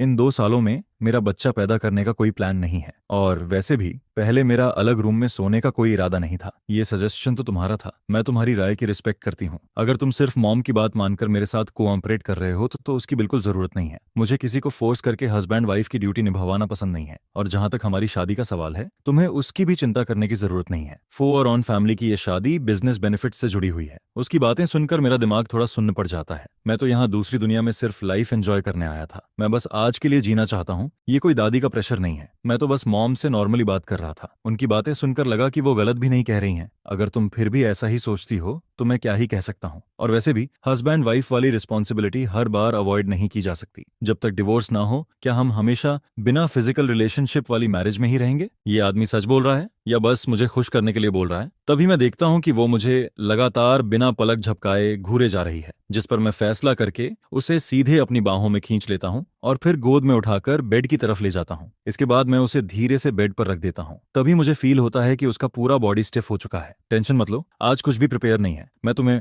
टच नहीं करूंगा। हम बस फ्रेश होकर सो जाते हैं। अगली सुबह जब मेरी आंख खुलती है तब तक मेरे बगल में कोई नहीं होता। फ्रेश होकर नीचे जाने के बाद वो पूछती है, अब ठीक फील कर रहे हो? इधर आकर बैठो। कल रात अच्छी नींद आई थी? जिस पर मैं कहता हूँ, हाँ बहुत अच्छी। आज सैटरडे है और तुम दोनों को काम पर भी नहीं जाना, कहीं घूमने चले जाओ। हमारे फैमिली का एक रिसोर्ट एरिया है, वहाँ का व्यू काफी सुंदर है। वान तो तुम्हें वहाँ घुमाने ले जाए तो कैसा रहेगा? मॉम डैड की उम्र अब काफी हो चुकी है, इसलिए कुछ बातें अगर मैं मान सकता हूँ तो मना नहीं करूंगा। बस वो खुश रहें, उसके लिए मैं कुछ भी करने को तैयार हूँ। मुझे लगा था कि जो चीज वो नहीं करना चाहती उसके लिए कोई भी उसे फोर्स नहीं कर सकता, लेकिन फो वानथुर बहुत ही ओबीडियंट डॉटर निकली। माँ बेटी का ऐसा रिश्ता देखकर मुझे काफी अच्छा लगता है। मैं कार की विंडो से बाहर सड़क को देखते हुए पुरानी यादों में खो जाता हूँ। इस दुनिया में आने के बाद दूर रहने वाले पेरेंट्स ने सिर्फ हमारी शादी के दूसरे दिन मुझे एक मैसेज भेजा था। उन्होंने कहा था, इतनी दूर आने की जरूरत नहीं है, नई बहू को वापस घर मत लाना। उसके बाद उन्होंने ज्यादा कांटेक्ट भी नहीं किया। सच कहूं तो मेरे अंदर हमेशा फैमिली अफेक्शन की कमी रही है, लेकिन ओरिजिनल बॉडी वाले पेरेंट्स का तो पहले ही डिवोर्स हो चुका था। ओरिजिनल ओनर बचपन से ही काफी इंडिपेंडेंट लाइफ जी रहा था। उस दिन जब मेरे पास कोई काम नहीं था, तब मैंने शादी के बाद पेरेंट्स द्वारा दिए गए एसेट्स का हिसाब लगाया। अगर सबको कैश में बदलें तो करीब 100 मिलियन से ज्यादा की प्रॉपर्टी निकलती है। कैश के अलावा उसमें बहुत सारी रियल एस्टेट और कंपनी शेयर्स भी शामिल हैं। मतलब अगर मैं फो फैमिली पर डिपेंड ना भी करूं तब भी पूरी जिंदगी आराम से काट सकता हूं। हालांकि ओरिजिनल ओनर अपने पेरेंट्स के करीब नहीं था, लेकिन उन्होंने उसे देने वाली चीजों में कभी कमी नहीं छोड़ी। फिर मुझे अपने पेरेंट्स याद आ जाते हैं। वो तो मेरी कॉलेज फीस तक नहीं दे पाए थे। पूरा खर्च मैंने खुद पार्ट टाइम जॉब्स करके निकाला था। जॉब मिलने के बाद भी मुझे घर पैसे भेजने पड़ते थे। इसी सोच में मुझे पता ही नहीं चलता कि कार रिजॉर्ट की पार्किंग में पहुंच चुकी है, जिस पर वो पूछती है, क्या सोच रहे हो? पहुंच गए हैं, नीचे उतरते हैं। मैं अपने चेहरे पर हल्का थपथपाता हूँ। पता नहीं क्यों बेकार की बातें सोचता रहता हूँ। अभी की लाइफ इतनी आरामदायक है, मुझे खुश रहना चाहिए। कार से उतरते ही मुझे कुछ बड़े पुराने पेड़ दिखाई देते हैं। तभी मैं रुककर फोटो ले रहा होता हूँ और दूसरी तरफ फोवांतु टिकट काउंटर वाले स्टाफ से कुछ बात कर रही होती है। तभी कोई आवाज देता है, जीजा जी, जिस पर मैं तुरंत पहचान जाता हूँ। ये फो तिन्हा है, फो वैंतु का कजन। सही कहें तो वो सेकंड फैमिली ब्रांच का अडॉप्टेड सन है। नॉवेल में मेंशन था कि नाम तिन्हा जब 6 साल का था तब उसकी रियल फैमिली के साथ एक्सीडेंट हो गया था। बाद में सेकंड मैडम ने उसे अडॉप्ट कर लिया और वो पूरे परिवार का लाडला बन गया क्योंकि वो सबसे छोटा था, ऊपर से क्यूट और ओबीडियंट भी, इसलिए एल्डर्स भी उसे बहुत प्यार करते थे और बड़े भाई बहन भी बचपन से उसे पैम्पर करते आए थे। जिस पर फो वानथुर उससे पूछती है, यहाँ काम कैसा चल रहा है, ज्यादा बिजी तो नहीं रहते? वो जवाब देता है, सब बहुत अच्छा है। जब मैं यहाँ आया तब समर सीजन भी खत्म हो चुका था। थैंक्स सिस्टर, आपने डैड से कहकर मुझे यहाँ काम दिलवाया। मुझे ये जगह बहुत पसंद है। जिस पर वो मुस्कुराकर कहती है, पसंद है तो अच्छी बात है। आज सैटरडे है इसलिए मैं और तुम्हारे जीजा बस थोड़ा घूमने आए हैं। तभी वो एक्साइटेड होकर कहता है, तो फिर मैं आप दोनों को घुमाता हूँ। वैसे भी अभी मैं फ्री हूँ। सिस्टर जीजा, आप दोनों को ऐसे कभी कभी डेट पर निकलना चाहिए। तभी वो हंसते हुए कहती है, हमें तो दादी ने जबरदस्ती भेजा है, नहीं तो हम दोनों कहाँ बाहर निकलते। इसके बाद हम साइट सीइंग कार की पीछे वाली सीट पर बैठ जाते हैं। तीन हार रास्ते भर व्यूज के बारे में एक्सप्लेन करता रहता है। चारों तरफ का सीनरी बहुत सुंदर होता है और कई लोग खुले मैदान में कैंपिंग भी कर रहे होते हैं। तभी वो पूछता है, आज आप लोग यहीं रुकना चाहेंगे? यहाँ के ट्री हाउसेस बहुत शानदार हैं। दोपहर में सनसेट दिखता है और रात में स्टार्स भी साफ दिखाई देते हैं। ये सुनकर मैं तुरंत एक्साइटेड हो जाता हूँ। मेरे सामने बना ट्री हाउस पूरा वुडन स्ट्रक्चर का होता है। ऊपर जाने के लिए स्टेयर्स हैं और नीचे आने के लिए स्लाइड लगी हुई है। वहाँ एक स्विंग भी टंगा हुआ है। ट्री हाउस की बड़ी सी विंडो पर विंड चाइम्स लटक रही होती हैं जो बहुत सुंदर लगती हैं। जिस पर मैं पूछता हूँ, क्या हम सच में यहाँ रुक सकते हैं? मैं इमेजिन भी नहीं कर सकता कि मैं कितना खुश हूँ। वो हंसते हुए कहता है, बिल्कुल रुक सकते हैं, ये सब अपना ही है। जीजा जी, आपको जो रूम पसंद आए उसमें रह सकते हैं। जिस पर मैं कहता हूँ, तुम अरेंज कर दो,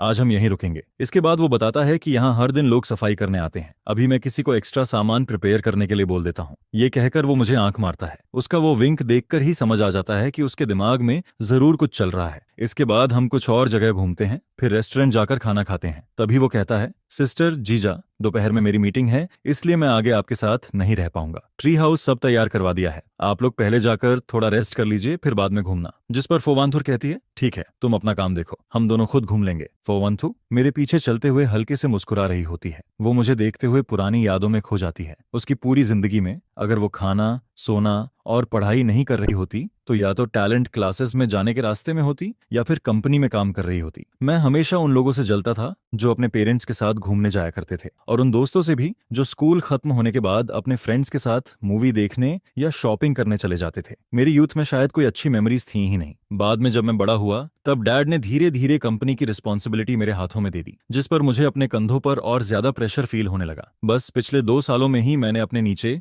2 कैपेबल असिस्टेंट्स तैयार किए, जिसके बाद कभी कभी खुद के लिए थोड़ा टाइम निकाल पाता हूँ और फैमिली के साथ ऐसे बाहर घूमने आ पाता हूँ। ये पहली बार है। तभी फोवांथुर आवाज लगाती है, जल्दी इधर आओ, डोर खोलो ना, अंदर जाकर देखना है, जल्दी करो। वानथुर तो निकलने से पहले ही की दे चुकी थी। पता नहीं ये वुमन पीछे क्या कर रही है, लेकिन सच कहूँ जब ये हंसती है ना तब बहुत खूबसूरत लगती है। जिस पर मैं कहता हूँ, जल्दी डोर खोलो। डोर खुलते ही सामने एक बड़ा सा सॉफ्ट बेड दिखाई देता है। मैं आगे बढ़कर देखता हूँ, वहाँ बेड पर 2 साफ पैजामे रखे होते हैं और उनके बगल में एक छोटा सा बॉक्स भी रखा होता है। ये जरूर उस शैतान फो तिन्हा की हरकत होगी। तभी समझ आता है कि वो बार बार मुझे आंख क्यों मार रहा था। असली मतलब तो ये था। सच में काफी थॉटफुल निकला वो। फोवांथुर की नजर भी उस बॉक्स पर पड़ जाती है। ऊपर से वो काम दिखने की कोशिश करती है लेकिन उसके हल्के लाल हुए चीक्स सब रिवील कर देते हैं। फिर वो कहती है, तुम पहले शॉवर ले लो, वैसे भी तुम रेस्ट करना चाहते थे ना। खाना खाने के बाद मुझे थोड़ी नींद आ रही है, ऊपर से सुबह भी जल्दी उठ गई थी, अब तो आंखें बंद होने लगी हैं। जिस पर मैं पैजामे लेकर बाथरूम में चला जाता हूँ। नहाकर बाहर आता हूँ तो देखता हूँ कि फोवांथुर सोफा पर बैठकर बुक पढ़ रही होती है। मैं पूछता हूँ, क्या तुम रेस्ट नहीं करोगी? जिस पर वो जवाब देती है, तुम पहले सो जाओ, मैं शॉवर लेकर आती हूँ। ये सुनकर मैं सीधे बेड पर लेट जाता हूँ। कुछ ही देर में मेरी आंख लग जाती है और मैं गहरी नींद में सो जाता हूँ। बाद में जब फोवांथुर शॉवर लेकर आती है तो वो भी मेरे बगल में लेट जाती है। तभी अचानक मैं नींद में पलटता हूँ और लगभग अपना हाथ उसके ऊपर रख देता हूँ, जिस पर वो हल्के से सांस छोड़ती है। फिर उठकर वापस सोफा पर जाकर का बुक पढ़ने लगती है। जब मेरी आंख खुलती है तब मैं खुद को बेड के दूसरी तरफ पाता हूँ। मैं तुरंत फोवांथु की तरफ देखता हूँ। तभी वो भी आंखें खोल देती हैं। जिस पर मैं पूछता हूँ, क्या मैं ज्यादा जगह घेर रहा था इसलिए तुम सो नहीं पाई? अगर चाहो तो मैं फोतिनहा से एक और रूम तैयार करने को कह दूं, जिस पर वो कामली जवाब देती है जरूरत नहीं है, ये हाई क्लास मैरिज है। अगर हस्बैंड वाइफ का रिश्ता स्टेबल दिखेगा तो दोनों फैमिलीज के बिजनेस के लिए अच्छा रहेगा, वरना बाहर लोग बातें बनाएंगे और कंपनी के शेयर्स पर भी असर पड़ सकता है, इसलिए बाहर कम से कम थोड़ा ध्यान रखना चाहिए। रात में मैं बेड पर लेटा हुआ आसमान देख रहा होता हूँ, फिर मैं कहता हूँ, वांथु, क्या तुम्हें पता है वो वाला कॉन्स्टलेशन बिग बियर है? आधी नींद में वो जवाब देती है, हाँ पता है। जिस पर मैं एक्साइटेड होकर कहता हूँ, तो मुझे दिखाओ ना। करीब 10 मिनट बाद रिजॉर्ट मैनेजर किसी को टेलीस्कोप लेकर भेज देता है। वो वांतु टेलीस्कोप एडजस्ट करके मुझे बुलाती है। मैं जैसे ही उसमें देखता हूँ मेरी आंखें चमक उठती हैं। ये तो अनबिलीवेबल है, इतना क्लियर दिख रहा है, बहुत सुंदर है। फिर वो मुझे ओरियन कॉन्स्टलेशन दिखाते हुए कहती है, वो 3 स्टार्स जो एक लाइन में हैं वही उसका बेल्ट है। जिस पर मैं धीरे से कहता हूँ, वांथु थैंक यू, आज मैंने सबसे खूबसूरत स्टारी स्काई देखा है, और सच कहूँ तुम भी बहुत खूबसूरत हो। अगले दिन फोतिनहा मुझे ब्रेकफास्ट के लिए बुलाने आता है। वो लगातार आंख मारते हुए पूछता है, तो कैसा रहा, कल रात मजा आया ना? जिस पर मैं मिल्क का सिप लेते हुए पूछता हूँ, किस बात का मजा? तभी वो ओल्ड लेडी की तरह आंखें झपकाते हुए कहता है, कल रात इतना रोमांटिक व्यू था, छोटा सा हाउस भी परफेक्ट था, तुम दोनों ने कुछ नहीं किया क्या? जो चीजें मैंने प्रिपेयर करवाई थी उनका इस्तेमाल हुआ या नहीं? जिस पर मैं कैजुअली जवाब देता हूँ, कल हम दोनों बहुत थक गए थे, शॉवर लेने के बाद सीधे सो गए। पूरा दिन रिसोर्ट में घूमने के बाद किस में ताकत बचती है, लेकिन असल में मैं बाथरूम में जाकर कोल्ड शॉवर ले रहा था। बाहर आने के बाद मैंने देखा कि फोवंथुर असिस्टेंट के साथ फोन पर बात कर रही थी। फिर वो लैपटॉप खोलकर आधी रात तक काम करती रही और मैं टेलीस्कोप से स्टार्स देखता रहा। ये सुनकर वो हंसते हुए कहता है, अच्छा अच्छा, मैं तो बस तुम दोनों का रिलेशनशिप और वार्म करने की कोशिश कर रहा था, लेकिन मेरे लिए पिछली रात सच में अनफॉरगेटेबल मेमोरी बन गई। रिसोर्ट से वापस आने के बाद फोवांतु मुझसे कहती है, मॉम को उनकी कुछ ओल्ड फ्रेंड्स घूमने ले गई हैं, इसलिए अगले कुछ दिनों तक ओल्ड मैंशन जाने की जरूरत नहीं है। सच में ओल्ड मैडम भी कम नहीं है, हाथ टूटने के बाद भी उनका घूमने का मन नहीं रुकता। मैं 2 दिन घर में पड़ा रहा और अब बोरियत होने लगी। बुक्स पढ़ने और लेसन प्लान्स देखने के अलावा कुछ करने को नहीं था। ओरिजिनल ओनर शायद हमेशा वर्कआउट मेंटेन करता था, लेकिन मुझे तो टेनिस खेलना ज्यादा पसंद है, क्यों मैं ना किसी को साथ खेलने के लिए बुलाऊं? तभी अचानक फोन बजता है। दूसरी तरफ से आवाज आती है, भाई बचाओ, क्या हुआ? बच्चा स्कूल चला गया है, मैं बोर्डम से मर रहा हूँ। अगर और घर में बंद रहा तो सच में फंगस लग जाएगी। उस दिन तुम्हारी घूमने वाली फोटोज देखी थी, जेलसी से पागल हो गया था, लेकिन वीकेंड में बच्चा घर पर था इसलिए कहीं जा नहीं पाया। ये सुनकर मैं हंस देता हूँ। इसका मेंटल स्टेट देखकर लगता ही नहीं कि कोई बड़ी प्रॉब्लम हुई है। सच में जैसे नींद में पड़े इंसान को पिलो मिल जाए। फिर मैं पूछता हूँ, टेनिस खेलने चलेगा? जिस पर वो तुरंत एक्साइटेड होकर कहता है, बिल्कुल, मेरे घर पर प्राइवेट टेनिस कोर्ट है, वहां आराम से खेलेंगे, कोई डिस्टर्ब भी नहीं करेगा, जैसे चाहो वैसे खेलना। मैं भी तुरंत एग्री कर देता हूँ। वैसे भी प्लेस और प्लेइंग पार्टनर दोनों एक साथ मिल गए, और उसका घर भी हमारे घर से ज्यादा दूर नहीं था, कार से सिर्फ आधा घंटा लगता है। बाद में बस अंकल लियो से कह दूंगा मुझे वहां छोड़ दिया करें। मैं पूरे घर में सूटेबल स्पोर्ट्स क्लोथ्स ढूंढता हूँ, लेकिन कुछ नहीं मिलता। तभी समझ आता है कि ओरिजिनल ओनर को स्पोर्ट्स में इंटरेस्ट ही नहीं था, इसलिए उसने कुछ प्रिपेयर नहीं किया। जिस पर मैं अंकल लियो से मॉल चलने को कहता हूँ। वहां जाकर मैं 2 कंफर्टेबल टेनिस आउटफिट्स खरीदता हूँ और फिर उसके घर पहुंचता हूँ। शुरुआत में हम दोनों आराम से खेल रहे होते हैं, तभी वो हंसते हुए कहता है, अभी तो सिर्फ वार्म अप चल रहा है, अब इस मूव को रोक कर दिखाओ, आज खेलकर बहुत मजा आ रहा है। आपात कब बात आ रही है? वैसे तुमने टेनिस किससे सीखी? कोई प्राइवेट कोच था क्या? जिस पर मैं दिमाग में पुरानी मेमोरीज सर्च करता हूँ। ओरिजिनल ओनर कॉलेज में टेनिस क्लब ज्वाइन कर चुका था। उसने कुछ समय ट्रेनिंग भी ली थी, लेकिन उसे इस गेम में ज्यादा इंटरेस्ट नहीं था। हालांकि उसके फैमिली कंडीशंस अच्छे थे, इसलिए प्राइवेट कोच होना कोई स्ट्रेंज बात नहीं लगती। मैं कैजुअली जवाब देता हूँ, कॉलेज में थोड़ा सीखा था। ये सुनकर वो कहता है, लेकिन तुम काफी अच्छा खेलते हो, तुम्हारे मूव्स भी बहुत प्रोफेशनल लग रहे हैं। बाद में तुम्हें वीडियो दिखाऊंगा। जब तुम टेनिस खेलते हो ना तब बहुत हैंडसम लगते हो। असल में यहाँ आने से पहले उसने मुझे मैसेज किया था, भाई क्या मैं तुम्हारा वीडियो बनाकर ऑनलाइन डाल सकता हूँ? और मैंने बिना सोचे हाँ बोल दिया था। इसीलिए जैसे ही मैं उसके घर में एंटर हुआ उसने रिकॉर्डिंग शुरू कर दी। कुछ देर बाद हम रेस्ट करते हैं, शॉवर लेते हैं, कपड़े बदलते हैं और फिर सोफा पे बैठकर वो वीडियो देखते हैं। तभी वो एक्साइटेड होकर कहता है, भाई तुम बिल्कुल एनर्जेटिक कॉलेज स्टूडेंट जैसे लग रहे हो। इसके बाद वो मेरी बॉडी की तारीफ करने लगता है, इन लॉन्ग लेग्स को देखो और ये मसल्स भी। जवान होना सच में कितना अच्छा होता है, और रिच होना उससे भी अच्छा। पैसे हो तो जो चाहो खरीद सकते हो, फ्री टाइम में जिम जा सकते हो, स्विमिंग कर सकते हो, यहाँ तक कि प्राइवेट ट्रेनर भी हायर कर सकते हो। ऐसी बॉडी तो बननी ही थी। फिर मैं हंसते हुए कहता हूँ, लेकिन नामलोई तुम भी काफी हैंडसम हो। तभी नामलोई हंसते हुए कहता है, देखो तो सही तुम कितने मैस्कुलिन लग रहे हो। हाँ हाँ हाँ, इधर आओ, तुम्हें भी ये मैस्कुलिनिटी फील करवाता हूँ। उसी समय बगल में रखा रिकॉर्डिंग डिवाइस अभी भी ऑन होता है और वो हमारी सारी बातें रिकॉर्ड कर रहा होता है। हम लोग के घर खाना खाने के बाद मैं वापस घर लौट आता हूँ। घर आकर मैं दोपहर की नींद लेता हूँ। जब मेरी आंख खुलती है तब फोन के शॉर्ट वीडियो ऐप से नोटिफिकेशन आती है कि मेरे पास 99 से ज्यादा अनरीड मैसेजेस पड़े हैं। मैं ऐप खोलता हूँ तो प्राइवेट मैसेजेस और कमेंट्स इतने ज्यादा होते हैं कि देखना मुश्किल हो जाता है। तभी पता चलता है कि मेरे जाने के बाद नहम लोई ने वीडियो एडिट करके ऑनलाइन अपलोड कर दिया था। उसने मेरा अकाउंट भी टैग किया था। क्या यही होती है मिलियंस फॉलोअर्स वाले इन्फ्लुएंसर की ताकत? क्या मैं सच में फेमस हो गया हूँ? तभी कई लोग मैसेज भेजने लगते हैं, हैंडसम भाई सामने आ जाओ ना, प्लीज डेली लाइव वीडियोस और अपलोड करो, आंखों को सुकून मिल जाएगा, आपकी बॉडी शेप कमाल की है, थोड़ा जिम टिप्स भी शेयर करो ना, भैया उस टेनिस आउटफिट का लिंक मिलेगा क्या? इतने सारे मैसेजेस देखकर मैं खुद भी घबरा जाता हूँ। कुछ लोग पूछ रहे थे कि क्लोथ्स कौन से ब्रांड के हैं, कुछ बोल रहे थे कि वो अपने बॉयफ्रेंड के लिए भी वही खरीदना चाहते हैं। तभी नेहम लोई मुझे मैसेज करता है, भाई वीडियो देखा, तुम फेमस हो गए हो। अभी अकाउंट खोला तो मैं खुद शॉक हो गया, पहली बार इतने सारे इंटरेक्शंस देख रहा हूँ और लोग तुम्हारे क्लॉथ्स तक पूछ रहे हैं उन्हें। फिर वो थोड़ा हेजिटेट करते हुए पूछता है, क्या ये वीडियो तुम्हें परेशान कर रही है? अगर अनकंफर्टेबल लग रहा हो तो मैं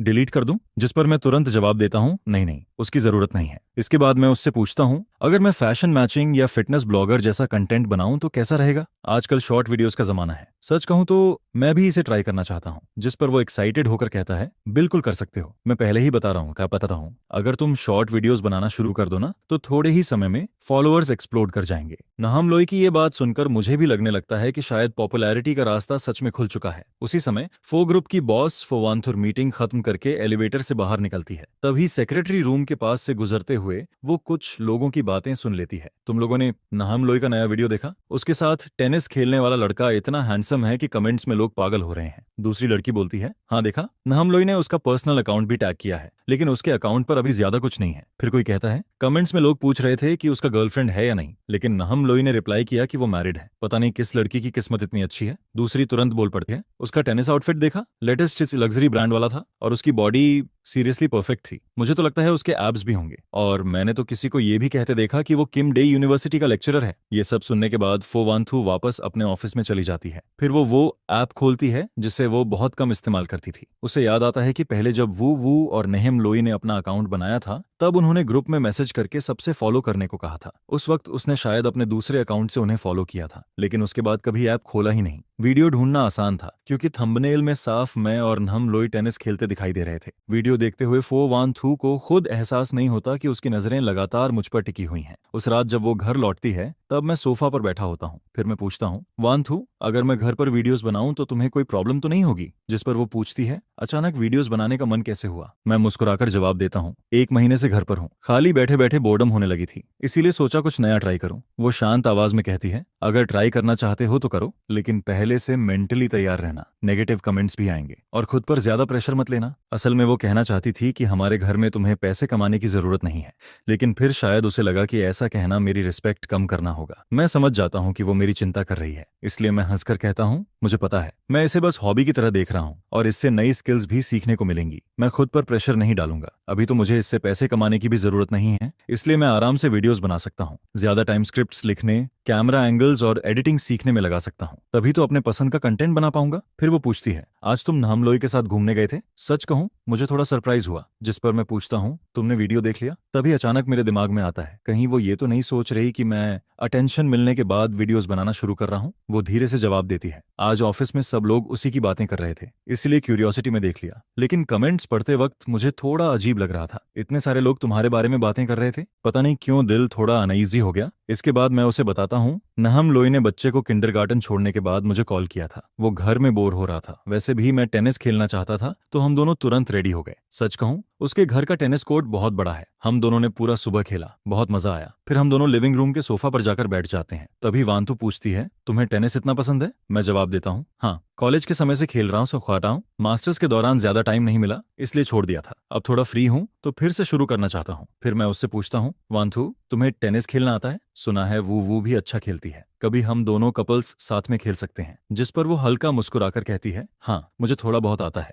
मैं तुरंत कहता हूँ, अगर नहीं भी आता तो कोई बात नहीं, मैं तुम्हें सिखा दूंगा। इसी दौरान नाम लोई द्वारा अपलोड किया गया वीडियो लगातार वायरल होता जा रहा था। जब लोग मेरे प्रोफाइल पर आते हैं तो उन्हें मेरा पहला अपलोडेड वीडियो भी दिखाई देता है। वीडियो अपलोड होने के सिर्फ 2 घंटे में ही व्यूज 1 लाख पार कर जाते हैं, फॉलोअर्स भी तेजी से बढ़ने लगते हैं। जिस पर मैं एक्साइटेड होकर सोचता हूँ, लगता है मैंने पॉपुलैरिटी का असली कोड पकड़ लिया है। अच्छा हुआ जो मैंने 1-on-1 फिटनेस कोच हायर किया था। पहले ट्रेनिंग सेशन के बाद ही मैंने एक वर्कआउट शेयरिंग वीडियो बना लिया। वीडियो में मैं कुछ आसान एक्सरसाइजेस सिखा रहा होता हूँ। ये वीडियो एक प्रोफेशनल जिम रूम में शूट किया गया था। वीडियो शूट और एडिटिंग सीखने के लिए मैंने कुछ ऑनलाइन कोर्सेज भी ज्वाइन किए और ये पूरा प्रोसेस मुझे बहुत अचीवमेंट वाला फील दे रहा था। इसी दौरान एक दिन मुझे लियंगतम का फोन आता है, जो ओरिजिनल ओनर की रियल मदर होती है। वो पूछती है, बेटा अचानक वीडियोस बनाने का कैसे सोच लिया, आजकल काम पर नहीं जा रहे क्या? जिस पर मैं जवाब देता हूँ, मदर इन लॉ ने मुझे 1 महीने की छुट्टी दिलवा दी है। वो थोड़ा शिकायत करते हुए कहती है, पहले तो तुम कहते थे घर बहुत दूर है इसलिए आने की जरूरत नहीं, अब छुट्टी मिली है फिर भी घर वापस आना याद नहीं आया? उनकी बातें सुनकर मेरा दिल थोड़ा भारी हो जाता है। मुझे हमेशा लगता था कि ओरिजिनल ओनर और उसके पेरेंट्स ज्यादा क्लोज नहीं थे, इसलिए ना वो कांटेक्ट करते थे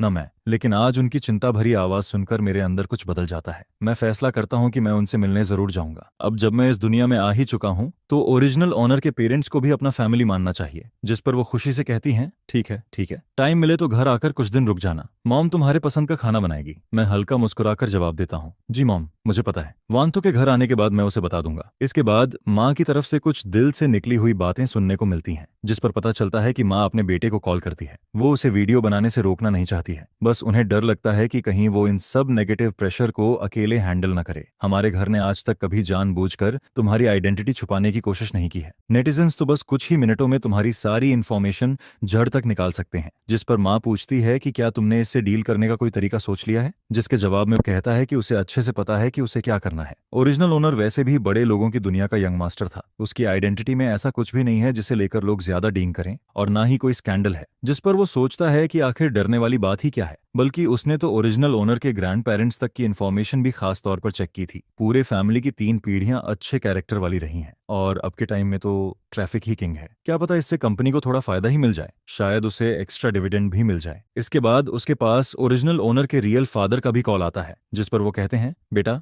वही बात फिर से कहूंगा, जो करना है करो, अगर कोई प्रॉब्लम आए तो सीधे मुझे बताना, मैं सब संभाल लूंगा। यह सुनकर उसे पहली बार ऐसा फील होता है कि चाहे कुछ भी हो जाए उसके पीछे खड़े रहने वाला कोई है। ओरिजिनल ओनर सच में प्यार की कमी वाला इंसान नहीं था। फिर उसका दोस्त उसकी तारीफ करते हुए कहता है, नाइस है भाई, वीडियो काफी अच्छा शूट किया है, तो अब कंपनी के प्रोडक्ट्स प्रमोट कब कर रहा है? जिस पर वो हंसते हुए कहता है, अरे दीदी को मेरी क्या जरूरत पड़ेगी, मेरी थोड़ी बहुत पॉपुलैरिटी की तुलना उन बड़े स्टार्स से कैसे होगी? वो लोग बस एक लाइव स्ट्रीम में करोड़ों की सेल्स कर देते हैं, मैं तो बस मजाक में बोल रहा था। दीदी अगर मुझे सपोर्ट करती है तो वो सिर्फ एक लाइन बोलने भर की बात है। जिस पर सामने वाला कहता है कि उसने ये बात पहले ही उसकी सिस्टर को बता दी है और उसकी सारी इन्फॉर्मेशन भी प्रॉपरली सिक्योर रखी जाएगी। यह सुनकर वो चैन की सांस लेते हुए थैंक यू बोल देता है। इसके बाद शिया युनझो उसे डिनर के लिए बुलाता है, जिस पर वो आन जांग से कहता है कि आज रात शिया युनझो ने उसे बाहर खाने पर बुलाया है, इसीलिए वो घर पर खाना नहीं खाएगा। साथ ही वो कहता है कि युनशु को भी बता देना ताकि वो जल्दी घर लौट आए। फिर दोनों हॉटपॉट रेस्टोरेंट में बैठे होते हैं, जिस पर शिया युनझो कहता है, मैंने स्पाइसी हॉटपॉट और टोमेटो हॉटपॉट दोनों ऑर्डर कर दिए हैं, ये दोनों हमारे फेवरेट हैं। इसके बाद वो उसे गौर से देखते हुए पूछता है, सिर्फ 10-15 दिन नहीं मिले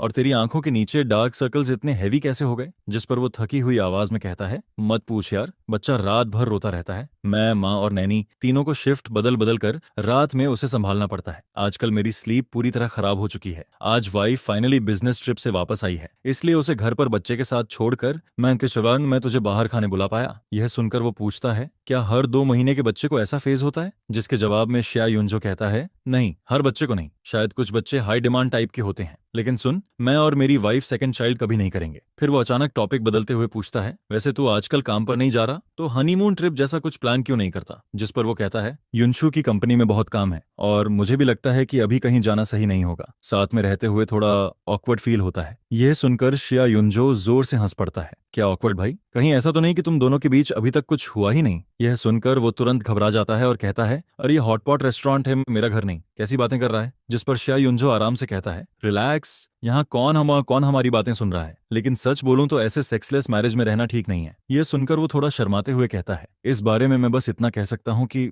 हम किस कर चुके हैं। फिर वो बताता है कि इन दिनों युनशु खाना खाने के बाद सीधे स्टडी रूम में चली जाती है और जब तक वो बेडरूम में लौटती है तब तक वो खुद सो चुका होता है। रिसोर्ट से वापस आने के बाद से उसे ऐसा लग रहा है कि युनशु जानबूझकर उससे दूरी बना रही है। जिस पर शिया युनझो कहता है, ये कैसे हो सकता है? वो खाना खाकर स्टडी रूम में जाती है तो तू उसका इंतजार नहीं कर सकता? लेकिन वो बात टालते हुए कहता है, छोड़ना, अब खाना खाते हैं। इसके बाद वो घर लौट आता है, जिस पर सर्वेंट उसे देखकर कहती है, यंग मास्टर वापस आ गए। फिर वो बताती है कि ये कॉफी मैडम युनशु के लिए है। ये सुनकर वो पूछता है, इतनी रात में भी कॉफी? जिस पर सर्वेंट बताती है कि मैडम ने खुद प्रिपेयर करने को कहा है, शायद आज इंटरनेशनल मीटिंग है इसलिए देर तक काम करना पड़ेगा। फिर सर्वेंट उससे कहती है कि वो कॉफी ऊपर पहुंचा दे, लेकिन वो खुद कॉफी हटाकर युनशु के लिए वार्म मिल्क तैयार करता है। इसके बाद वो उसके स्टडी रूम में जाता है और कहता है, मिल्क पी लो और थोड़ा रेस्ट कर लो। जिस पर युनशु पूछती है, माँ वापस आ गई? वो कहता है, हाँ अभी आया हूँ। नीचे आन जान कॉफी लेकर जा रही थी, लेकिन मुझे लगा रात में कॉफी कम पीनी चाहिए, इसलिए मैंने इसे मिल्क से रिप्लेस कर दिया। यह सुनकर युनशु मुस्कुरा देती है और कहती है,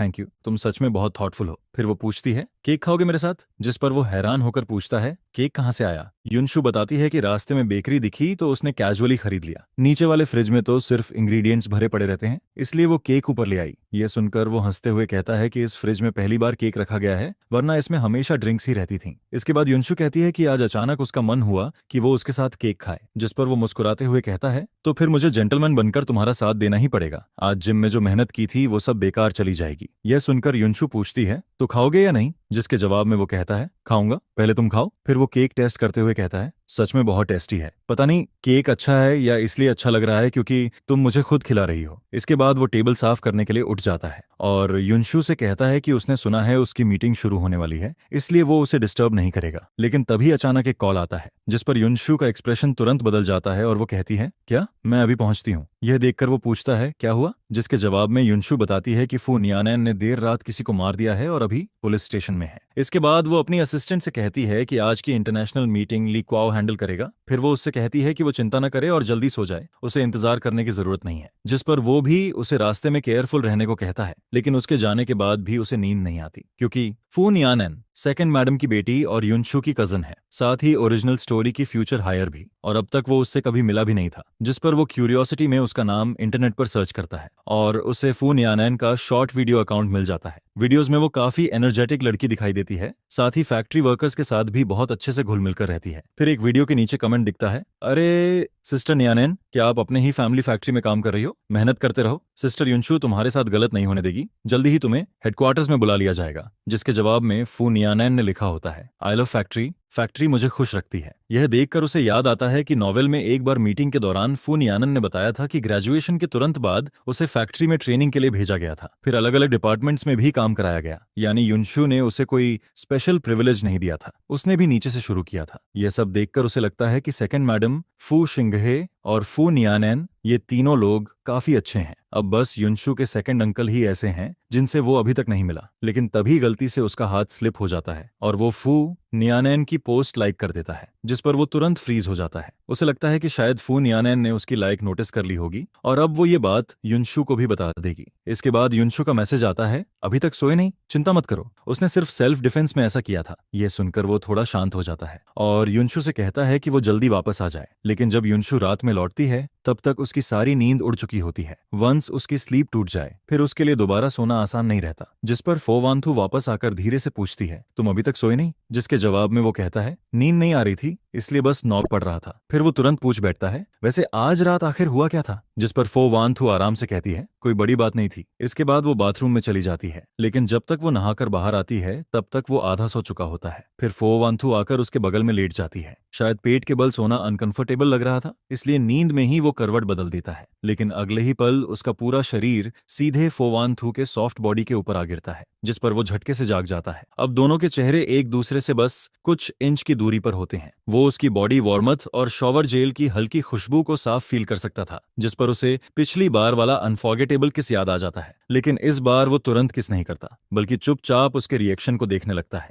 धीरे धीरे फो वांथुर का चेहरा लाल होने लगता है। यह देखकर उसका हार्ट बीट भी तेज हो जाता है। फिर दोनों बस एक दूसरे को देखते रहते हैं और कमरे का एटमॉस्फेयर धीरे धीरे रोमांटिक और एम्बिगियस होने लगता है, जिस पर वो धीरे से उसके करीब आता है और उसके लिप्स पर हल्का सा किस कर देता है। इसके बाद अगली सुबह जब उसकी आंख खुलती है तब तक उसके बगल में सो रही वुमन जा चुकी होती है। वो फोन उठाकर टाइम देखता है और सुबह के 10 बज चुके होते हैं। फिर उसे फो वांथु का मैसेज दिखता है, मैं ऑफिस जा रही हूँ, जिस पर उसके चेहरे पर हल्की स्माइल आ जाती है। वो रिप्लाई करने ही वाला होता है कि तभी उसकी मदर इन लॉ का वीडियो कॉल आ जाता है, जिस पर वो तुरंत कॉल उठाकर कहता है, गुड मॉर्निंग मॉम। यह सुनकर वो हंसते हुए कहती हैं, अरे मैंने कहीं तुम्हारी नींद तो खराब नहीं कर दी? जिसके जवाब में वो कहता है, नहीं मॉम, मैं भी अभी अभी उठा हूँ। फिर वो पूछता है, आप घर वापस आ गई? जिस पर वो कहती हैं, हाँ आज सुबह ही पहुंची हूँ, दोपहर में यहाँ आ जाना, मैं तुम दोनों के लिए बहुत सारे गिफ्ट्स लाई हूँ। जिस पर वो तुरंत हामी भर देता है। इसके बाद जब वो पुराने घर के कोर्टयार्ड में पहुंचता है, तब वो देखता है कि उसकी मदर इन लॉ किसी आदमी से बात कर रही हैं। पास जाकर देखने पर उसे पता चलता है कि वो आदमी फोवानथू का सेकंड अंकल है। जिस पर वो पोलिटली ग्रीट करता है। फिर सेकंड अंकल कहते हैं, सुना था तुम्हारी माँ वापस आ गई हैं, इसलिए लिन सिटी लौटने से पहले मिलने आ गया। इसके बाद वो उससे पूछते हैं, आज तुम काम पर नहीं गए? जिस पर उसकी मदर इन लॉ हंसते हुए कहती हैं, अरे अभी अभी तो दोनों की शादी हुई है, इसलिए मैंने सोचा थोड़ा छुट्टी दे दूं।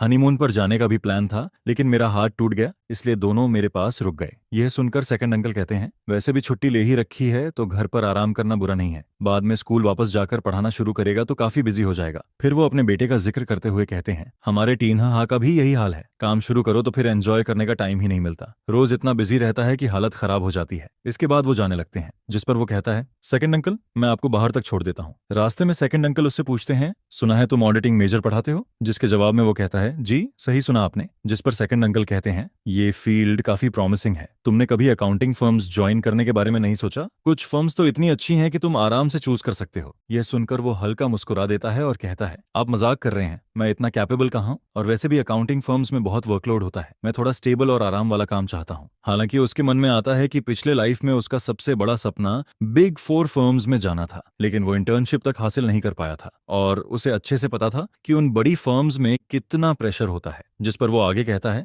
मेरे लिए एक नॉर्मल लेक्चरर बनकर रहना ही काफी अच्छा है। यह सुनकर सेकंड अंकल बस हल्का सा सिर हिलाते हैं और कुछ नहीं कहते। फिर वो कार में बैठकर वहां से निकल जाते हैं, लेकिन उनके जाने के बाद भी वो उनकी बातों के बारे में सोचता रहता है। तभी ओल्ड मैडम उसका हाथ पकड़कर कहती हैं, आगे से अपने सेकंड अंकल से थोड़ा सावधान रहना। जिस पर वो आगे बताती हैं, उसका दिमाग बहुत चालाक है, सामने कुछ और पीछे कुछ और करता है, बहुत केयरफुल रहना। फिर वो पुराने दिनों की बातें बताने लगती हैं। जब मैं और तुम्हारे फादर बिजनेस शुरू कर रहे थे, तब ग्रैंडफादर ने हमें कुछ शुरुआती पैसे दिए थे, लेकिन फोकिन वी को लगा कि ग्रैंडफादर उसे इग्नोर कर रहे हैं, इसलिए उसने भी पैसे मांगे और हमारे जैसा बिजनेस शुरू किया। लेकिन बाद में जब हमारा बिजनेस सक्सेसफुल हो गया, तब वो जिद करने लगा कि ग्रैंडफादर ने सीक्रेटली हमें एक्स्ट्रा सपोर्ट दिया था, इसलिए वो कंपनी का आधा हिस्सा मांगने लगा। उस वक्त ग्रैंडफादर बहुत बीमार थे। तुम्हारे फादर नहीं चाहते थे कि फैमिली फाइट की वजह से वो चैन से आंखें भी बंद न कर पाएं, इसलिए उन्होंने कंपनी का आधा हिस्सा उसे दे दिया। लेकिन बाद में वो उस हिस्से को लेकर सीधे लिन सिटी चला गया और अलग कंपनी शुरू कर दी। हमेशा यही साबित करना चाहता था कि वो हमसे ज्यादा कैपेबल है, लेकिन इतने सालों बाद भी उसकी कंपनी में कोई खास प्रोग्रेस नहीं हुई।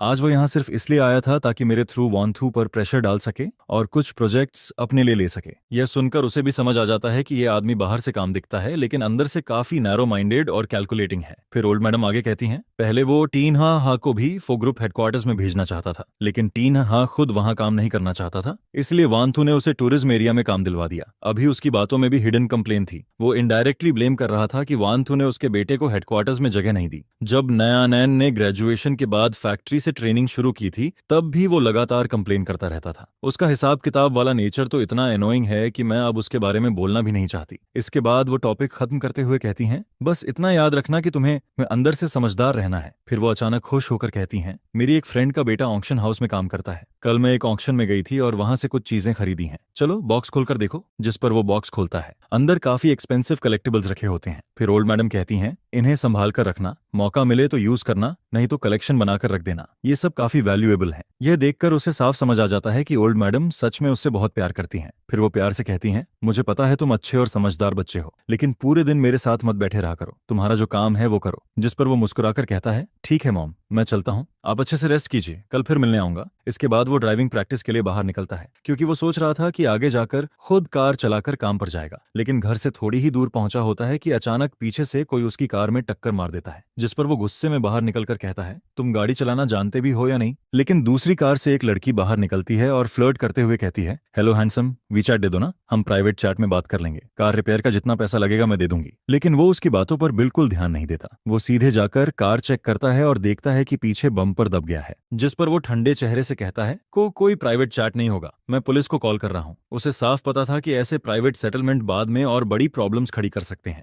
इसके बाद ट्रैफिक पुलिस जल्दी ही वहां पहुंच जाती है और दोनों को गाड़ियां साइड में लगाने के लिए कहती है ताकि मामला सेफली हैंडल हो सके। लेकिन तभी सामने एक ब्लैक कार आकर रुकती है और अगले ही पल फोवानथू जल्दी से बाहर निकलती है, जिस पर वो घबरा कर पूछती है, अनथान तुम ठीक हो ना? जिसके जवाब में वो कहता है, मैं ठीक हूँ, गलती सामने वाली की थी, ट्रैफिक पुलिस सब हैंडल कर चुकी है। फिर वो हैरानी से पूछता है, लेकिन तुम यहाँ कैसे पहुंच गई? जिस पर फो वान तू कहती है, तिन्ह हाँ ने मुझे बताया, मुझे चिंता हो रही थी इसलिए खुद देखने चली आई। ये सुनकर वो मन ही मन सोचने लगता है कि फो तिन्ह हाँ का मुंह सच में बहुत फास्ट है।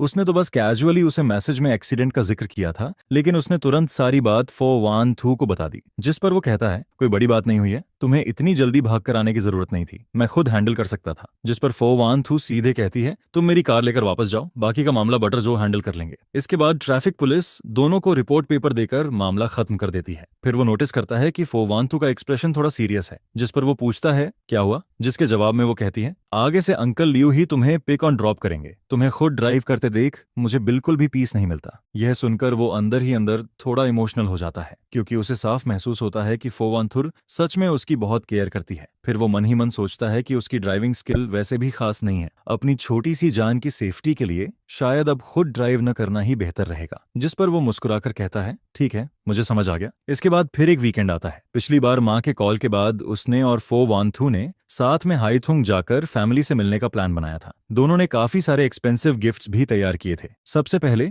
वो अपनी मैटरनल फैमिली के घर पहुंचते हैं, लेकिन कोर्टयार्ड में कदम रखते ही उन्हें एक लड़की की लाउड आवाज सुनाई देती है, प्लीज मेरा कार्ड अनलॉक कर दो ना, मुझे सच में अपनी गलती का एहसास हो गया है, आगे से ऐसा नहीं करूंगी। जिस पर उसे याद आता है कि ये कॉप किम निगियन है, ओरिजिनल ओनर की बायोलॉजिकल मदर और स्टेप फादर की बेटी। अभी वो 10th क्लास में पढ़ती है और उसका नेचर काफी रिबेलियस है। उसे याद आता है कि पहले इस लड़की ने उससे पैसे मांगे थे, उसने उसे 5000 युआन ट्रांसफर किए थे, लेकिन उसने उसे भी कम बता दिया। जिस पर उसने दोबारा पैसे भेजने से मना कर दिया था और कहा था कि जाकर अपने फादर से मांगो। अब वो सोचने लगता है कि इस बार आखिर उसने कौन सी ट्रबल क्रिएट कर दी है। तभी सर्वेंट अंदर आकर अनाउंस करता है, मास्टर और यंग मैडम आ गए हैं। यह सुनते ही उसके स्टेप फादर खुश होकर कहते हैं, अरे अंथान और वानथू आ गए। फिर वो कहते हैं, तुम्हारी माँ ब्यूटी ट्रीटमेंट के लिए बाहर गई है, मैं उसे अभी कॉल करके वापस बुलाता हूँ। लेकिन तभी किम नियन मुंह बनाते हुए कंप्लेन करती है, डैड आप कितने बायस्ड हैं, मैं वापस आती हूँ तो आपका चेहरा चिड़चिड़ा रहता है, लेकिन भाई आते ही आप फूल की तरह खिल जाते हो, जबकि रियल डॉटर तो मैं हूँ। जिस पर उसके स्टेप फादर बिना छुपाए कह देते हैं, हाँ मैं बायस्ड हूँ, अगर तुम अपने भाई जितनी समझदार होती तो मैं भी तुम्हारे साथ हंसकर बात करता। यह सुनकर किम नियन तुरंत फोवानथू के पास जाकर बोलती है, सिस्टर इन लॉ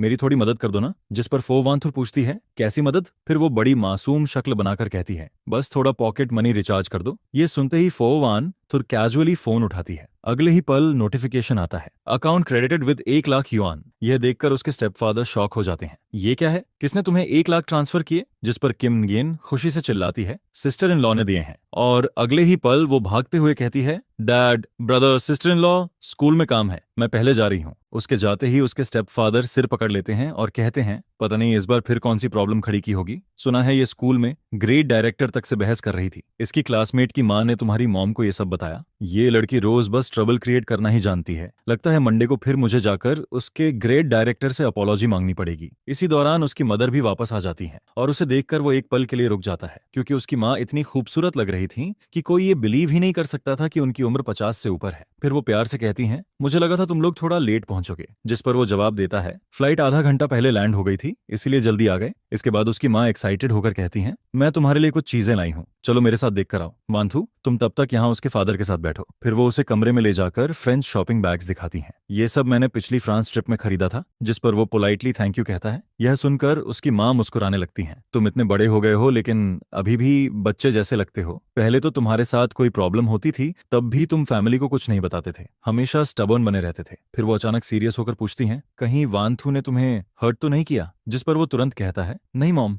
वानथू मेरे साथ बहुत अच्छी है, मैं बहुत अच्छा लाइफ जी रहा हूँ, सर का हूँ। यह सुनकर उसकी माँ राहत की सांस लेती हैं, मैं बस ये जानना चाहती थी कि शादी के बाद तुम्हारी लाइफ कैसी चल रही है, अगर कभी कुछ हो तो मुझे जरूर बताना, सब कुछ अकेले सहते मत रहना। जिस पर वो हल्की स्माइल के साथ कहता है, आप टेंशन मत लीजिए, यहाँ सब लोग बहुत अच्छे हैं, मैं सच में बहुत खुश हूँ। यह सुनकर उसकी माँ थोड़ी इमोशनल हो जाती हैं, पता है शादी के बाद तुम बिल्कुल बदल गए हो, पहले तो तुम मेरे साथ बैठकर बातें भी नहीं करते थे, अगर मैं ज्यादा पूछती तो इरिटेट हो जाते। जिस पर वो कहता है, शायद शादी के बाद सोच बदल गई है और इतनी मुश्किल से घर आया हूं तो ऑब्वियसली आपके साथ अच्छे से बात करना चाहता हूं। यह सुनकर उसकी माँ की आंखों में खुशी साफ दिखने लगती है, मेरा बेटा सच में बड़ा हो गया है। फिर वो उसे कई क्लोथ्स और ज्वेलरी ट्राई करवाती हैं, साथ ही कहती हैं कि ये सब वंथु के लिए भी खरीदा है। वापस जाते समय सब साथ लेकर जाना। इसके बाद नीचे से उसकी माँ की आवाज आती है, डियर आज लंच मैं खुद बनाऊंगी, बताओ सबको क्या खाना है। जिस पर उसके स्टेपफादर हंसते हुए कहते हैं, मुझे क्या पसंद है ये तुम्हें नहीं पता क्या, बच्चों से पूछो। फिर वो दोनों से पूछती हैं कि उन्हें क्या खाना है। तभी उसके स्टेपफादर तुरंत कहते हैं, धीरे चलो, अपनी वेस्ट का ध्यान रखो। जिस पर वो हंसते हुए कहती हैं, कोई बात नहीं, तुम हो ना। यह देखकर किम नियन तुरंत कंप्लेन करती है, बस करो आप लोग, इतना डॉग फूड देखकर ही मेरा पेट भर गया। जिस पर उसके स्टेप फादर हंसते हुए कहते हैं, तुम और तुम्हारा फ्यूचर हस्बैंड भी ऐसा कर सकते हो। यह सुनकर वो एक पल के लिए फ्रीज हो जाता है और बगल में बैठी फो वान थू की तरफ देखने लगता है। सरप्राइजिंगली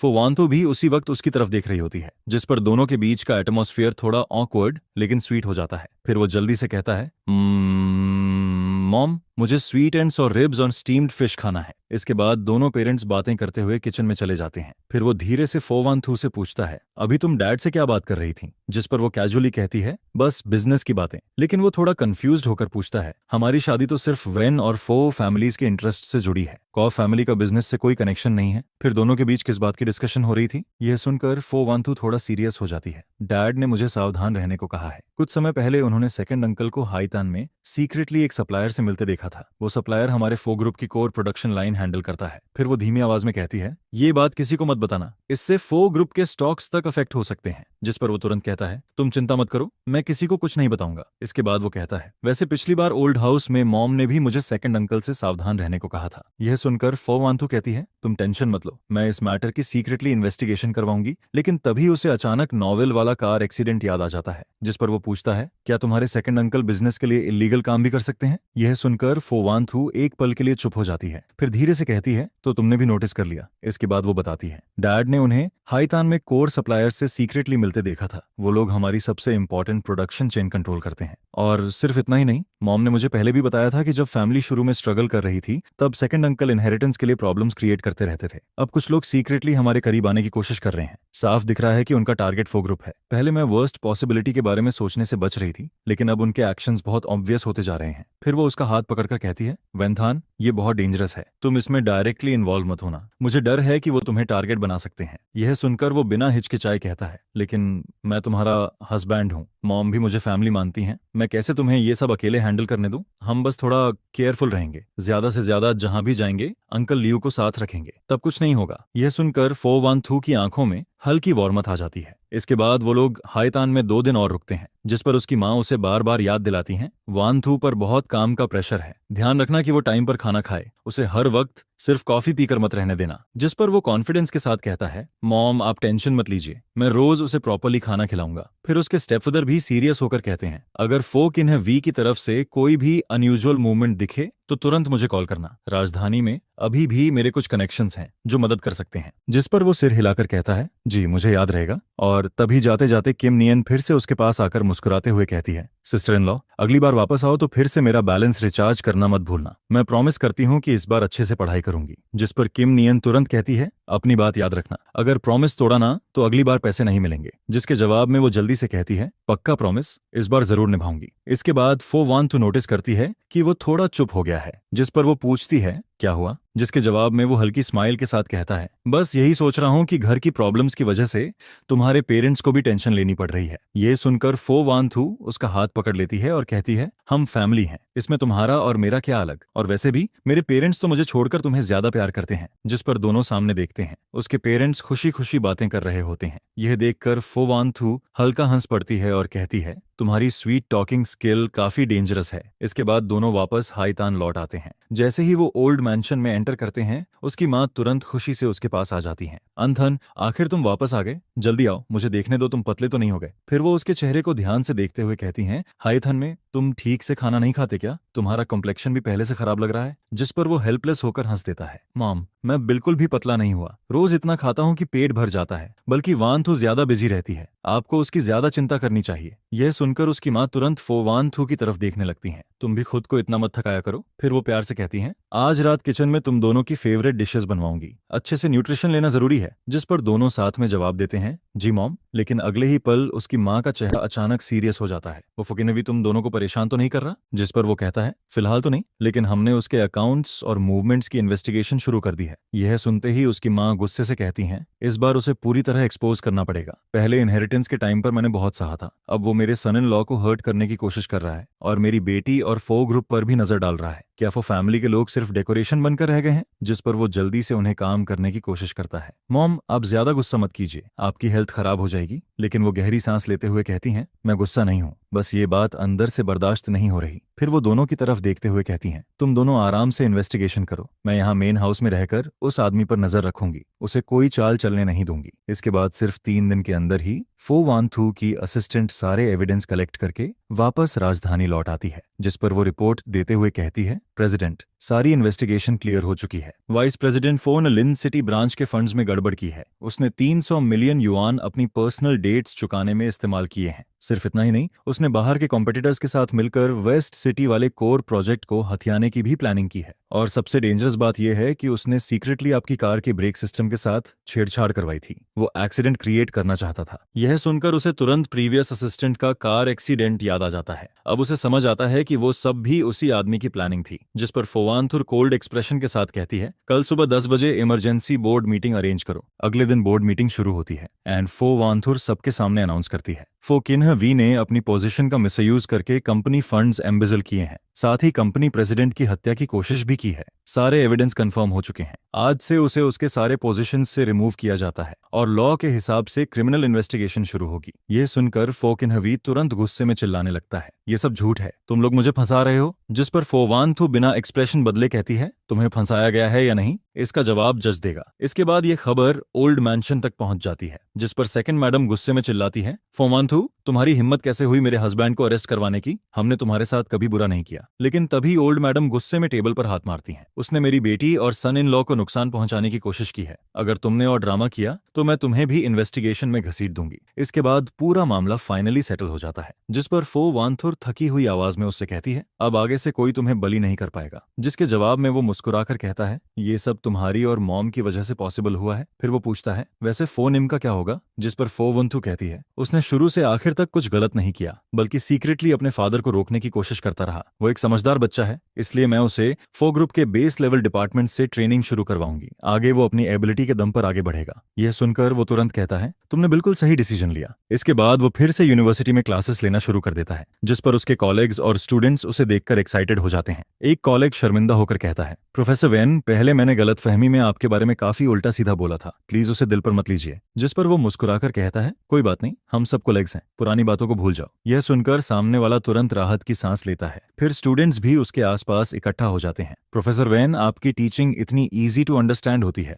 आप तो हमारे सेवर हो। प्रोफेसर वेन, जल्दी न्यू शॉर्ट वीडियोस अपलोड कीजिए ना, हम सब इंतजार कर रहे हैं। जिस पर वो हंसते हुए कहता है, ठीक है, मैं कोशिश करूंगा ज्यादा वीडियोस अपलोड करने की। इसके बाद शाम को फोवानथु उसे पिक करने आती है, जिस पर वो पूछती है, आज क्लासेस कैसी थी, बहुत टायर्ड तो नहीं हो गए? जिसके जवाब में वो मुस्कुराकर कहता है, सब बहुत स्मूथली हुआ, स्टूडेंट्स भी मुझे काफी पसंद करते हैं, मुझे बिल्कुल टायर्ड फील नहीं हो रहा। फिर फोवानथु को अचानक कुछ याद आता है, अभी रेनली का कॉल आया था, उसने वीकेंड पर हमें टेनिस खेलने बुलाया है, वांग्यू भी आएगा। जिस पर वो एक्साइटेड होकर कहता है, ऑफ कोर्स जाएंगे, और इस बार तुम भी मेरे साथ खेलोगी, मैं खुद तुम्हें सिखाऊंगा, एक बार सीखोगी तो तुरंत समझ जाओगी। यह सुनकर फोवानथु हल्का मुस्कुरा देती है, ठीक है, इस बार सब तुम्हारी बात मानूंगी। इसके बाद वीकेंड पर दोनों रेनलई के घर पहुंचते हैं, जिस पर वांग्यू उन्हें देखते ही कहता है, ब्रोदर इन लॉ, आखिर तुम दोनों आ ही गए। मैंने आपका टेनिस वाला वीडियो देखा था, व्यू बहुत हाई थे, आप सच में अच्छा खेलते हो। जिस पर वो हंसते हुए कहता है, बस फन के लिए खेलता हूँ, कोई प्रोफेशनल प्लेयर नहीं हूँ। फिर वांग्यू मजाक करते हुए कहता है, अब तो आप इंटरनेट सेलिब्रिटी टीचर बन चुके हो, अगली बार वीडियो शूट करो तो मुझे भी साथ लेना। जिस पर वो जवाब देता है, जब चाहो आ जाना, बस मेरे साथ प्रैक्टिस करने का टाइम निकालना पड़ेगा। इसके बाद एक रात दोनों ओल्ड मैंशन में डिनर कर रहे होते हैं। तभी अचानक ओल्ड मैडम चॉपस्टिक्स नीचे रख देती हैं, जिस पर वो सीरियस होकर कहती हैं, मुझे तुम दोनों से एक जरूरी बात करनी है। फिर वो सीधे अनथान की तरफ देखकर कहती हैं, तुम दोनों की शादी को आधे साल से ज्यादा हो गया है, रिलेशनशिप भी इतना अच्छा है, तो क्या अब मुझे जल्दी से ग्रैंड चाइल्ड गोद में लेने का मौका नहीं मिलेगा? मैं पूरे दिन घर में खाली रहती हूँ, बस बच्चों की देखभाल करना चाहती हूँ। यह सुनकर वो थोड़ा ऑकवर्ड होकर कहता है, मॉम, ये सब नेचुरली होने दीजिए। लेकिन ओल्ड मैडम तुरंत कहती हैं, नेचुरली क्या, मैं तो रोज इंतजार कर रही हूँ कि कब मुझे ग्रैंड चाइल्ड देखने को मिले, मैं खुद उन्हें हेल्दी और चबी बनाकर बड़ा करूंगी। यह सुनकर फोवानथुर शर्म से उसकी तरफ देखने लगती है और उसके दिमाग में फ्यूचर इमेजिनेशन चलने लगती है। फिर सीन बदलता है, जिस पर अचानक फोवानथु एक्साइटेड होकर उसके सामने रिपोर्ट लेकर आती है, अनथान देखो, मैं प्रेग्नेंट हूँ, डॉक्टर ने कहा है कि 6 वीक्स हो चुके हैं। यह सुनते ही वो पूरी तरह फ्रीज हो जाता है। फिर अगले ही पल खुशी से उसकी आंखें चमकने लगती हैं। सच में? में मैं फादर बनने वाला हूँ और ओल्ड मैडम भी खुशी से लगभग रो पड़ती हैं। मैं फाइनली ग्रैंड मदर बनने वाली हूँ। इसके बाद मैंशन पूरी तरह एक्साइटमेंट से भर जाता है। वांतु को सॉर फूड चाहिए या स्वीट? किचन जल्दी प्रिपेयर करो। अंथन, तुम भी ध्यान रखना, अगर रात में उसे भूख लगे तो तुरंत किचन बुलाना। फिर एक रात फोवंथु कहती है, अंथन मेरे पैरों में सूजन आ गई है, जिस पर वो तुरंत उसके पास बैठकर कहता है, मैं मसाज कर देता हूँ। यह सुनकर वो धीरे से कहती है, धीरे करना। कभी वो रात में भूख लगने की बात करती है तो वो तुरंत उठकर उसके लिए वोंटन बनाने किचन चला जाता है, जिस पर फो वांथु उससे पूछती है, क्या तुम्हें ये सब ट्रबलसम नहीं लगता? लेकिन वो बिना सोचे जवाब देता है, नेवर, तुम और हमारा बच्चा मेरी जिंदगी का सबसे प्रेशियस ट्रेजर हो। इसके बाद आखिरकार फोवांथु सेफली ट्विंस को जन्म देती है, एक बेबी बॉय जिसकी आंखें बिल्कुल उसकी तरह थीं और एक बेबी गर्ल जो बिल्कुल फोवांथु जैसी लगती थी, इतनी क्यूट जैसे जैड से बनी डॉल हो। जिस पर वो इमोशनल होकर कहता है, देखो इन्हें, ये दोनों हम दोनों जैसे लग रहे हैं। यह सुनकर फोवांथु की आंखों से तुरंत आंसू गिरने लगते हैं। सच में हमारे बच्चे कितने खूबसूरत हैं। इसके बाद ओल्ड मैडम दोनों बेबीज को गोद में लेकर खुशी से कहती हैं, बहुत अच्छा,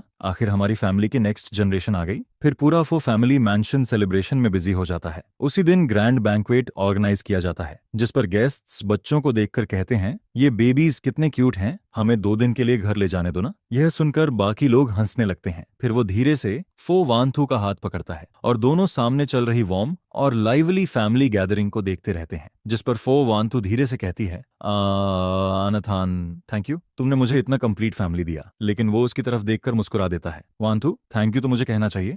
रात गहराने लगती है, जिस पर दोनों बच्चे अपने छोटे से क्रैडल में चैन से सो रहे होते हैं। कमरे में हल्की वार्म लाइट फैली होती है और पूरा माहौल बेहद पीसफुल लग रहा होता है। जिस पर फो वांथु धीरे से उसके कंधे पर सिर रखकर पूछती है, आनाथान, क्या हम हमेशा ऐसे ही खुश रहेंगे? यह सुनकर वो बिना एक पल सोचे हल्की स्माइल के साथ कहता है, हाँ हमेशा, इस जिंदगी में ये कभी नहीं बदलेगा। फिर वो दोनों अपने सोते हुए बच्चों को देखते रहते हैं। हेल्दी पेरेंट्स, सुरक्षित और खुश बच्चे और एक दूसरे का साथ, बस यही सिंपल लेकिन सबसे खूबसूरत जिंदगी थी। जिस पर वो मन ही मन सोचता है कि पेरेंट्स हेल्दी रहें, बच्चे सुरक्षित बड़े हों और हम हमेशा एक दूसरे के साथ रहें। एक ऐसी जिंदगी जो शांति, वार्मथ और एंडलेस प्यार से भरी हो, आसमान में चमकते स्टार्स की तरह जेंटल और खूबसूरत। यही तो वो लाइफ है जिसकी उसने हमेशा से चाहत की थी।